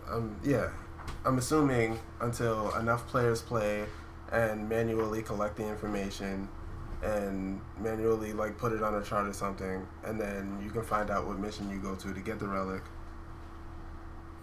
See, that's different. And like which relics they are in the first place. But that's a recent thing, because so I don't know if you remember on the keys, they used to put out the information about those keys day one, because the keys were random drop and the keys had a bunch of shit on them, and the keys just gave you random shit. Whereas with the new relic system, it's a scavenger hunt now. The keys can only drop 6 things, and the 6 things have designated drop rates. Yeah. So it's a community game. They want you to get together and say, okay, well, you know, it's on this relic, and they want you to get together as a team to figure that out. That's purposeful. Like, that's an actual part of the design. Well, I think. That. Enjoy that. Like, they want you to get, like, they know the Reddit community is tight-knit. They know you're going to get on Reddit and post it. I mean, it would be easier if you could just go on the forum, but, like, you guys are going to talk about the shit on Reddit anyway, so, like, where's the fun in that? Yeah, I guess so. But I don't know, I'm used to just being able to jump in and start farming from jump. Yeah. Like, there's always the people who like to be like the world's first people. Not even necessarily going for that. I just want to be able to go start getting my shit. Well, yeah, like go to random missions like and see if maybe I'll get this drop this time. Like I like the idea. Sorry. Go ahead. Oh no, and again, it might be because I'm pretty deep in the Final Fantasy, but I like the idea of us figuring this stuff out together. Like usually when relics drop, for certain stages they won't give us a list of things. They'll be just like, hey, go to this NPC and see what he has to say. And then you go to the NPC and the NPC says, yeah, you should go kill couple of these, couple of those, and maybe this. I don't know. Figure it out. Have fun. And then the whole community kind of just goes, all right, so I got this from this, and I got this from this. So we should go do this, and then this will be this. Like there's a whole tracker for this this thing called light, which you need light to raise one of your strongest weapons. And there's a whole community-based tracker of, hey man, I got this much light from this place, and I got this much light from this place, and it's totally community run. Everybody does their best to update it, and yeah, it's just really nice. I guess even part of my how problem much is, light you do. I guess part of my problem is like I'm in a basically solo clan. Only people in it, me and Archbox. And I barely play. Yeah, he barely plays. I'm not really like on the Reddit that much. If I'm on the Reddit, it's to see where to go get shit, and then I'm out. I don't need to know. I'm out. I'm done. I'm done. Thank you. I got it. I'm pasted into Discord, and I never need to go back there again. So like, I guess it's cool, but I like to be able to like jump into it on my own and not have to rely on the community to get things right. From strokes. Yeah, that's exactly what it is. But I don't know. I kind of like missed a little piece of the beginning of what Kyle was talking about like the community doing it. Were you talking about the hunts? Not even just the hunts. The light tracker app. Okay. No, there's like you should have went with the fucking hunt, the one where you got to talk to the NPC, and he's like, we've seen the sightings of this thing, and he like attacks miners on like this certain time of day, and if you go and as interactive as that, I would be on it. Yeah, that's fair. But like you like legit, it's like they basically for all the S ranks, they don't ever tell you how to spawn them. Word. Some of them just spawn. Some of them have like a riddle. Some of them say, we've seen this creature eating this creature at like this time. So you go there this time, you kill as many as you can, and there's a chance that it'll pop. Or like this thing attacks miners that are wearing this, and they gather this. So if you go there at this certain hour and gather this specific item, there's a chance it'll summon the thing to come attack you. And sometimes just be like smiley face. That's it. That's your whole hit. And that sounds really cool. Like if Barrow came down and was like, "Hey, Tenno, we got some new relics out there. I don't know where they at though. You never know. Here's a hint." Like that would be cool. But currently, the method is jump into a mission, see what relics you get, jump out of the mission, jump back into the mission, see what relics you get, and repeat until you either don't get one of the new relics or you do. Or you die. Yeah. And then you like do that for every tier of relics. There's 4 different tiers of relics, and that's just like, it's a damn headache for me. It's Yeah, not, I can see that. If you don't have like that whole NPC implementation of like here's a hint. I don't even think it's just the NPC implementation. I mean, that's mostly it. Just like It's somebody there to talk to you about what's going on, versus just like it's part of that, and partially the community and the devs not agreeing on a lot of things, and the devs not trying to step on any fucking thorns, and the community constantly demanding more. I feel like if they added an NPC that came and did that, a lot of people would be pissed off that they had to go talk to an NPC to find out where the relic was. Where it was like, before it was a non-factor and it didn't bother anyone, and you could still do it the same way, but now they have like something new to attack.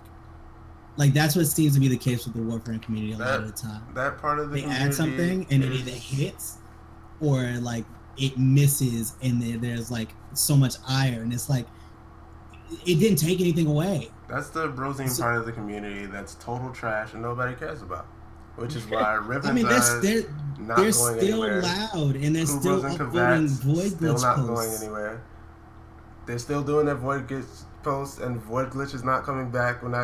They're not just gonna start allowing data mining again. Like, nobody cares about those people. Not DE, not the rest of the community, not even Reddit. Reddit's probably gonna start. You can't say that Reddit doesn't care about the community when the shit is on the front page. When they're literally doing calls to like Reb on Reddit, when they're DMing Reddit, when they're on Twitter sending her death threats and shit. You can't say they're small when they're like literally destructively interacting with the community. They're small and they're loud. They're small and they're stompy. That's a problem. And it is a problem, and they're gonna get shut down in no time at all. They're going to be shut down, but the people who are supportive are always drowned out. The people that are supportive are never loud enough. The people that are supportive are always hanging out quiet, reading the Reddit posts and not posting. Yeah, they're the lurkers, and that's part of the problem. Yeah. Again, I could always say this for other communities as well. Oh, yeah, certainly. Oh, League of Legends community for one. Yeah, even Final Fantasy's community is doing that right now with things being OP and fucking... this class being weak and Yoshi, what are you doing? Like, it happens, but at the same time, the Final Fantasy devs don't lower themselves onto the platform of Reddit and interact with them and literally get shot in the fucking face. Yeah, once you start interacting with the Yoshi, Reddit community, it's over. Yeah, like you tweet one of the devs and one is probably in English. You don't understand that shit. Yeah, like they probably have like a community manager like reading through it, and it's not directed at them. Reb is the community manager and directly gets in there and just gets shit on for it. Steve is like one of the lead devs, gets directly in and gets shit on for it. It's like there's no. I think that's what I was talking about last night. It was like that was the point I forgot to make. Like it seems like more and more there is no benefit to actually interacting with your community on that level. There's only detriments. There's no benefit.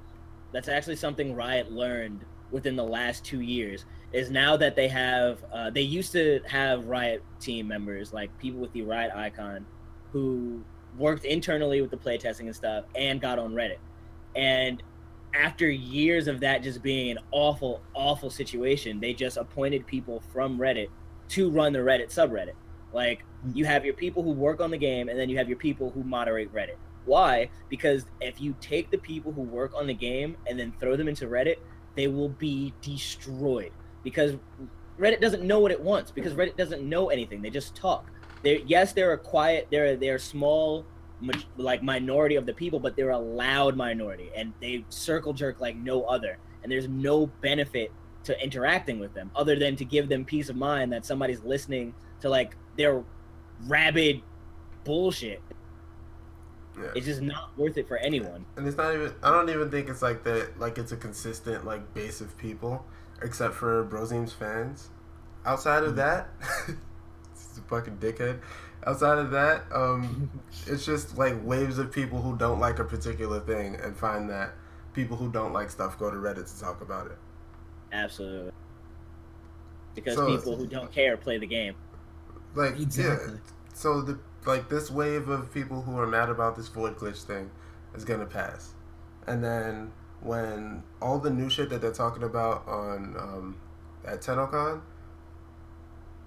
there's gonna be this new wave of people who are like, I hate everything they're about to do, and like drowning out all the people that are like, TennoCon is gonna be awesome. But that's Like, like that- a huge that's- community problem. That's gonna Because what I- happen.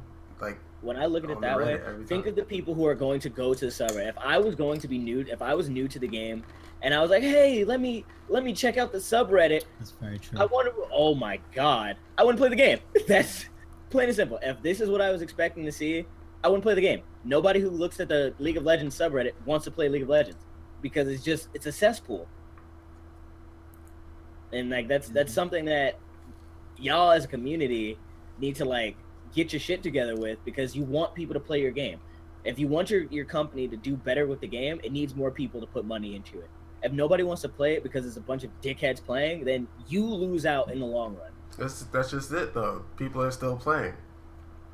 Like, it's not these issues that people are having with shit that literally won't matter in 2 weeks.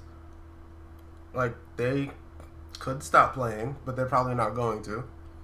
And the people who don't care about it are all already playing. New players that jump into the game, even in times like this, are still going to play anyway.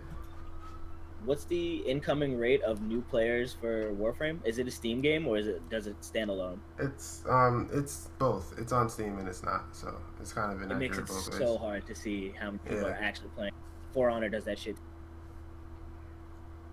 So, That's what like, I need to need. That's what I need. That's what I. You know what? If I was ever gonna be pro data mining, it would be for that. How many people are playing this goddamn game? All platforms. Yeah, there's really no way to tell right now how many people playing right now, or what we do know is there's millions of registered losers. It's not nice. That's what DE Rebecca said. That's. No, is that why she gets flamed? Because she calls her buyers losers? Because that's not nice. She meant to say users. It was a Yeah. Freudian slip. Yeah. Freudian slip. Yep, Yeah. I can believe It's that. a fucking Warframe meme at this point. That is unlucky. Her DMs must have looked hectic. I don't know, man. Mostly I people DM clowning. hectic all the time, I'm sure. That's fair. Hey, Hey, I'm just saying. hey. Grab got that thing. Oh, all Grab got right. That's not fair. that I could have made my titty. joke. I could have made my joke if that's where we were going with it. And I lost a perfect opportunity, and I'm just gonna blame it on Archie now. I'm upset.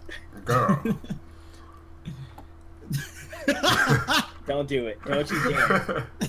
You said it's not that. I hate both of you. Both of your hosts are assholes. All right.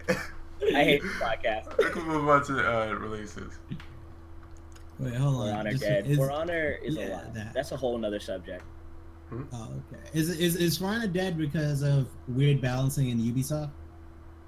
Like, For is Honor it is- not dead, but people don't want to play it? Like, the game is fun, but people don't want to play it because of a lot of underlying issues because it's Ubisoft? There's this streamer who summed it up. Well, actually, there's a lot of streamers who Excuse summed me. it up. Basically, you're Mhm. excused. Basically, For Honor isn't dead, but there's only two types of people that play it. There are people who dislike the game and play it because they want to keep playing it, and the people who want to play it to prove that it's not dead. Like, nobody, I can't believe anybody's playing it out of enjoyment anymore, because a lot of the decisions are just, they just don't make sense. Like, a lot of the mechanics that they add are just ridiculous. What's the biggest issue with For Honor is we're in something called the turtle meta, where basically you don't ever have to fight anyone as long as you're not the first person to throw a hit.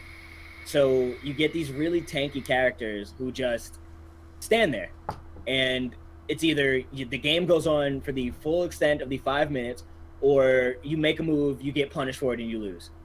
Or they hit you with something unblockable and you lose because they have the health advantage. And most characters don't have a way to break that meta. And then they added 2 new characters to the roster who can break that meta, and then continuously nerfed one and overbuff the other.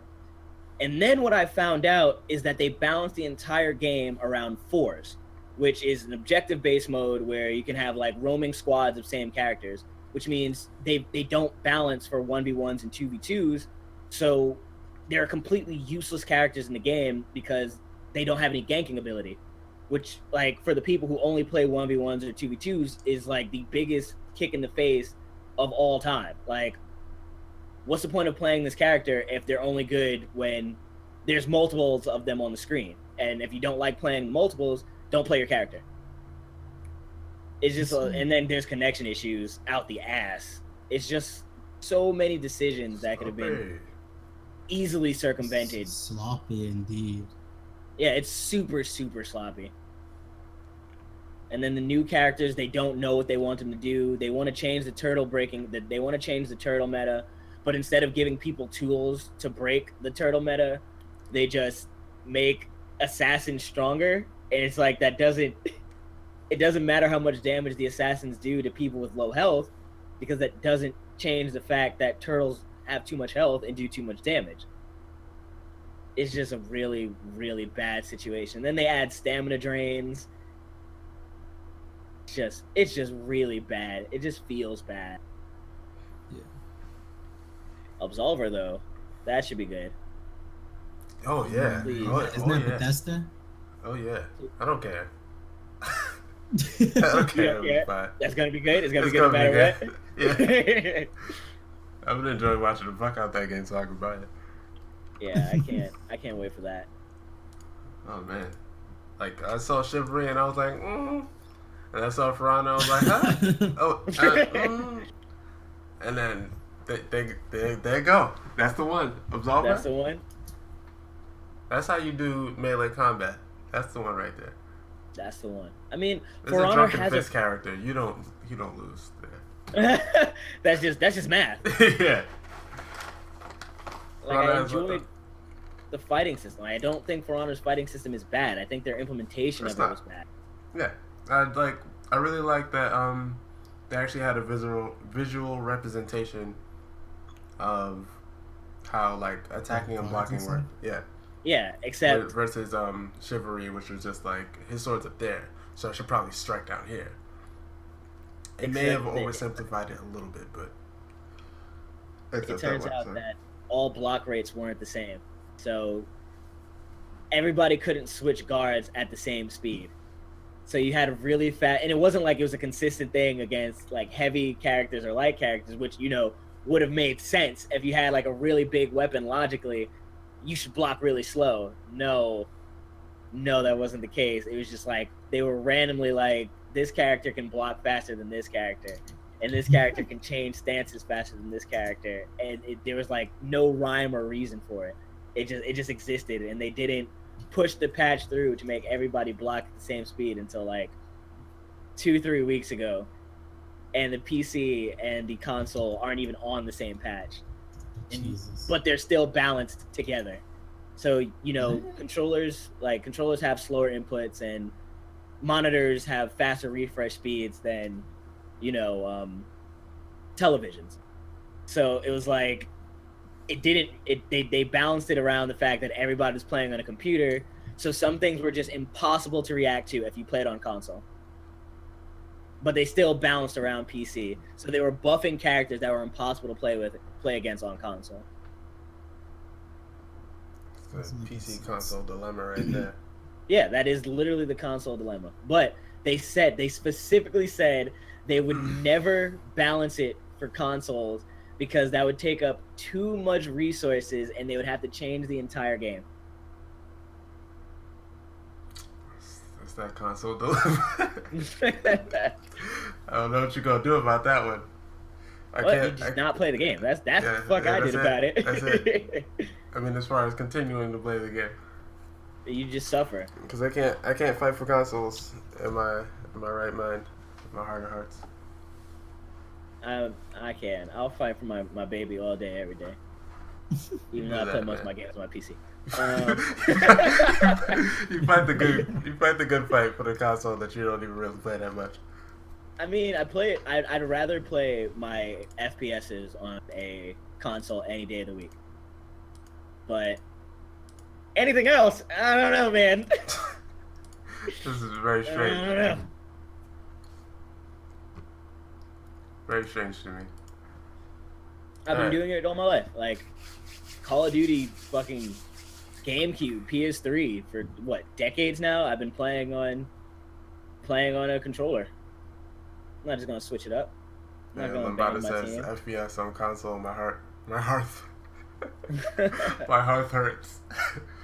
Yeah, me too, man. Feels like weird. my first FPS experience was Doom on the Nah. Atari. JK. It was on Windows 95. That was an experience right there. Scary stuff. Anyway, let's get into releases.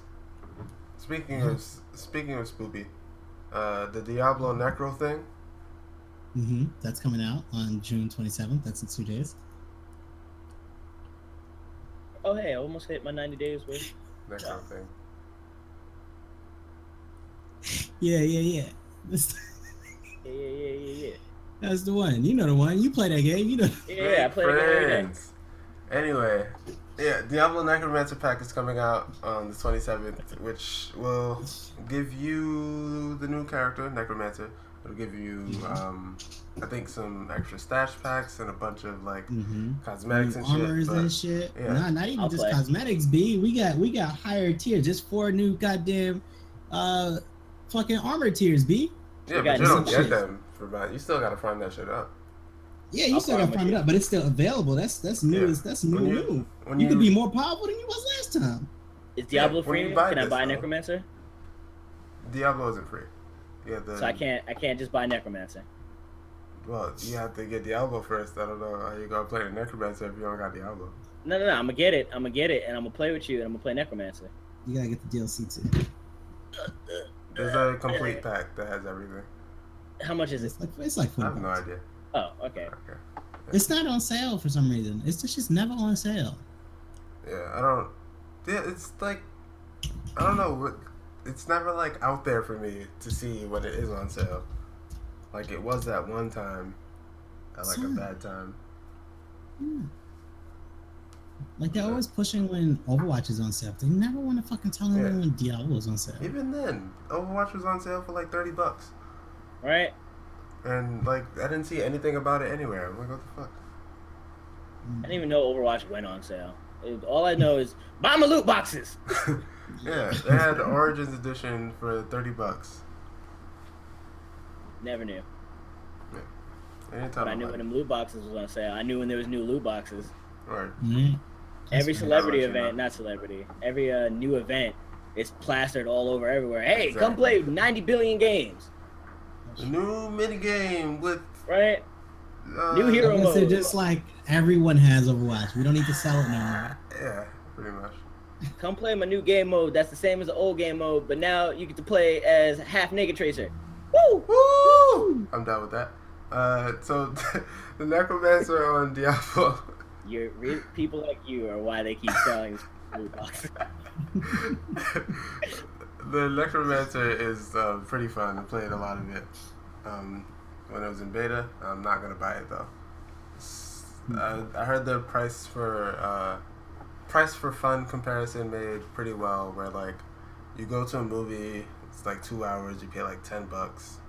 Let's call that like if you get 3 hours of fun. If I were to get 3 hours of fun, like actual fun, out of playing the Necromancer, which I think I already got that, I would buy it, but I don't think I will because, like I said, I already like went through experiencing all of the skills and the combinations and the armor sets and everything, which is cool and fun to like learn and get into. But the rest of that, like if I was to jump into it once it comes out, it would just be grinding, and grinding is sometimes I feel a worthwhile, way to spend my time, but a lot of times it's just grinding. It's just killing time while talking to people or something like that, and it's not necessarily fun. So, not I for can me. feel that. But I'm still gonna continue to play Diablo probably. I mean, you already own it. Might as well. Yeah. And I've gotten, way more fun than I paid for, in my opinion. Yeah. Next up, episode Pronto, Final Fantasy 15 expansion. Yeah. It's coming out The June next set of 27th. DLC. Yep, 2 more days. It's a third-person shooter. It looks sick. As the boy, the young boy, the blonde boy. A lot of stuff happened in the events of Final Fantasy 15.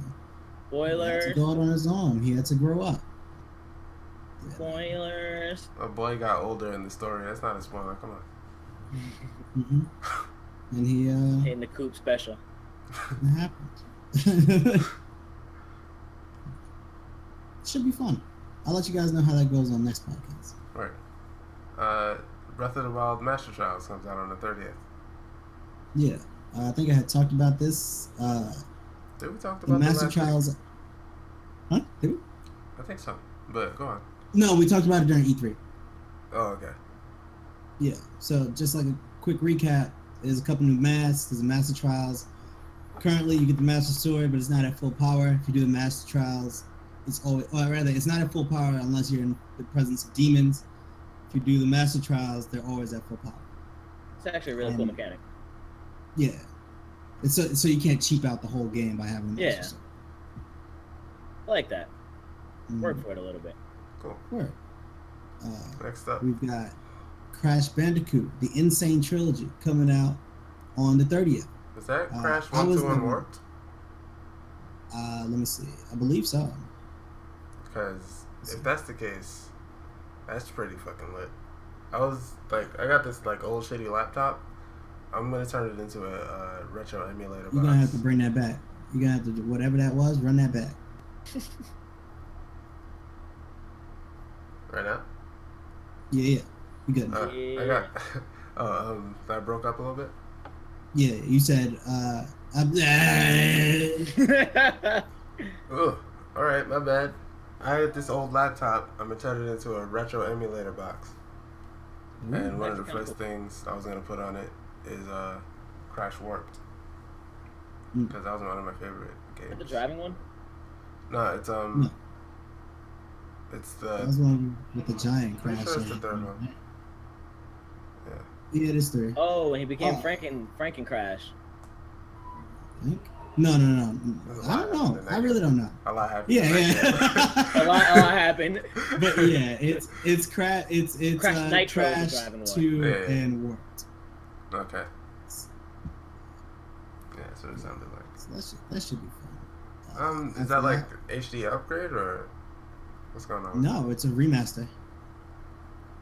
It's a 100% remaster. Yeah. Nice. That sounds cool. Mm-hmm. Yeah. For Crash fans. All right. Valkyria Revolution is coming to PS4 on the 27th. Yeah, Valkyria Revolution, like Valkyria Chronicles. However, I looked it up last night, and it was funny because the gameplay just looked weird in comparison because there was AoE circles. From what I know, Valkyria Chronicles played like XCOM, just anime. Okay. This is not that.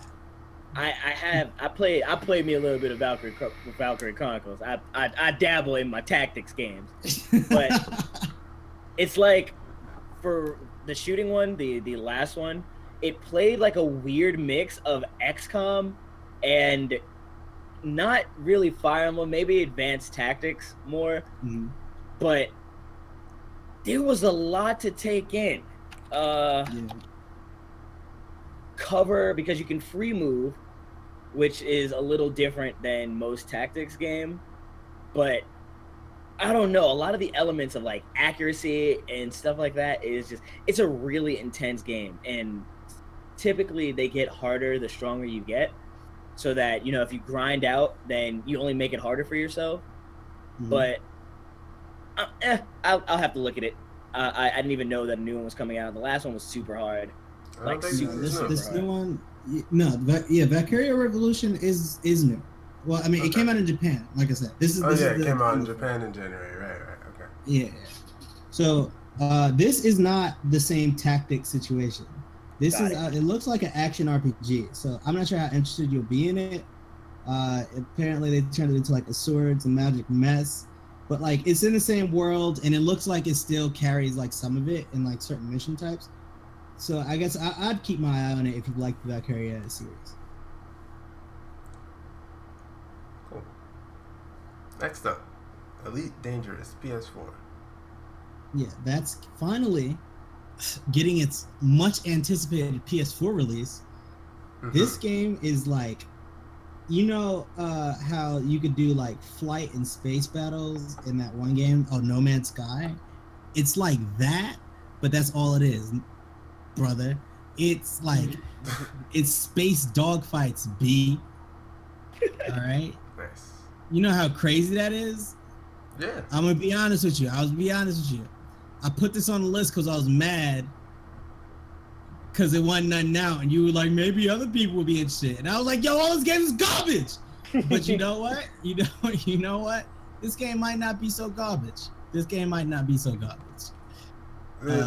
point was we list off games, and then we stop at points where we want to talk about games. So I'm considering this condensed list to be games that we're actually going to talk about. Yeah, because it's not a fucking shit show of PC games. Titanfall 2's new DLC. We played the Titanfall 2 beta. Shit was fire. Haven't gotten around to getting Titanfall 2, unfortunately. But the new DLC is coming out, and apparently it's a free DLC. So, like, if you got Titanfall 2...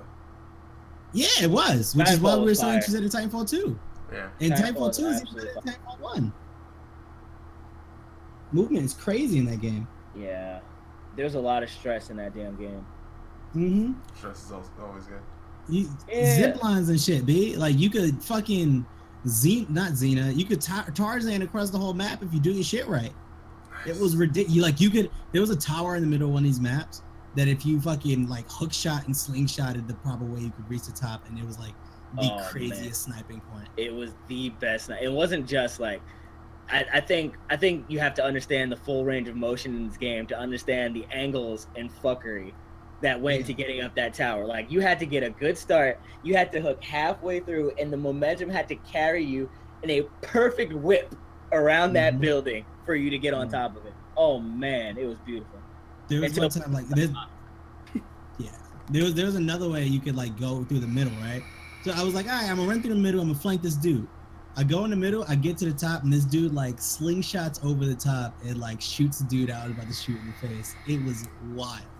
The Titanfall 2 beta was sick. We had a lot of good experiences. Word. So if you're into shooters, if you're into giant robots, cop Titanfall 2. Do it. Next on the list is Dangalang Romper, another episode, Ultimate Despair Girls. I don't know anything about this game, I'll be totally honest. Yeah, that's all you heard. It's a mystery game. Yeah, exactly. One more time for the brothers in the back. You got the romper. Dangalang Romper, don't y'all forget it. It's with an end, but that's okay. Huh? Nah. And from what I know about these games, it's one of those like type mystery games. Apparently, they're very popular.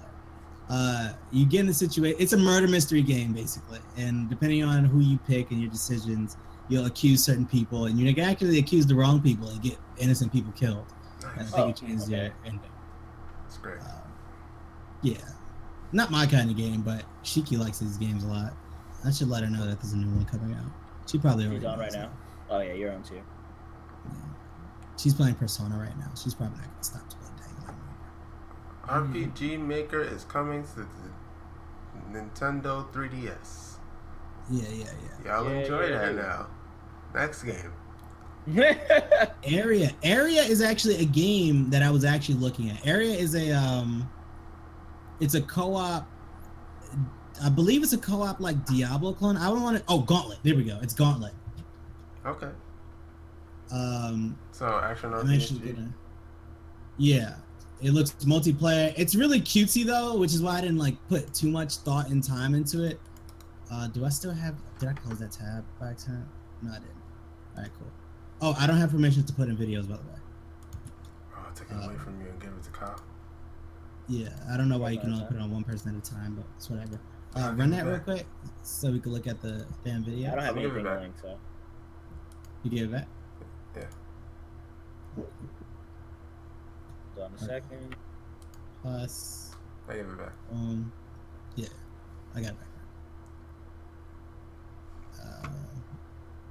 I'm gonna skip ahead a bit because all this stuff is not important. But there's a bunch of like cool like powers and abilities, and there's like a lot of class variation. You play as like musical people in Gauntlet classes, basically, is what it seems like. Like I said, very cutesy, but it could also be pretty fun. I would compare this more to it is very Diablo-esque with the UI, but I meant to. Am I saying Diablo again? I keep meaning to say Gauntlet. You said Gauntlet, but I would compare it more to Diablo, because with Gauntlet, you don't really have much in the way of like stats. That's true. With Gauntlet, you pick a character and jump in, and that is it. There's no leveling up really. Yeah. But like, it looked like it could be fun. I feel like it could be more fun if it was like a bigger dev made it. Yeah. But like, let me see how much it costs. I think it's actually on Steam sale right now. Probably. Let me see. Pick it up. Cause it's on PC too. Like this is the PS4 version that's coming out soon. It's not on sale right now, but it's $30 on Steam. It's not too bad. Yeah. So it could be fun if you're looking for that kind of thing. Again, based on the standard of $5 an hour of fun, I think it'll reach that easily, being an ARPG. Yeah. That isn't Diablo. Ghost of a Tale. This was another one I added to the list for that same reason as Elite whatever. This is a sneak game. I'm using videos for these ones because like I don't really know how to describe them as well as I could. Is the one that you're like interested in actually showing though? Because they don't know how to talk about games that are on here. Kind of. Just for like variety. Like these are the kind of games like I would play if I was into the genre, I guess. You know what I mean? Like I don't play Diablo games like that. Like I'm not really into the genre. Like I don't really play Diablo games or Gauntlet or nothing like that. But if I did, I would probably throw a couple dollars on that area game. But this again is like a little exploration RPG. You play as this rat dude and you do sneak shit. Ooh. This game is never been good at stealth games. Me neither. It's just like, okay, so now you have to sneak in here and do this and that. And it's like, do I have the option to just blow it all to hell? Because if I can blow it all to hell, I'm going to blow it all to hell. In fact. Mm-hmm. Like, I believe this game is kickstarted. Yeah, I believe it. A lot of money went into how this game like even looks. Even if it plays terribly, like I enjoy it looking at it. Yeah. It's even animated pretty well. Little nervous rat in the armor that's too heavy. Oh god, that's the whole last crowd. That's quick. He see that crowd. Oh shit! He see that we gotta run the whole shit back. A 180. Gotta run the whole shit back. It wasn't on the. It wasn't on the. Yeah, it wasn't on the thing. I was like, "What are you talking about, dog?" Oh, okay. Are you not watching through my circle? I am now, but I was waiting for it to go up on the stream. Man, it's Fightful. Yeah, pretty much. Yeah. It's Fightful in a dungeon.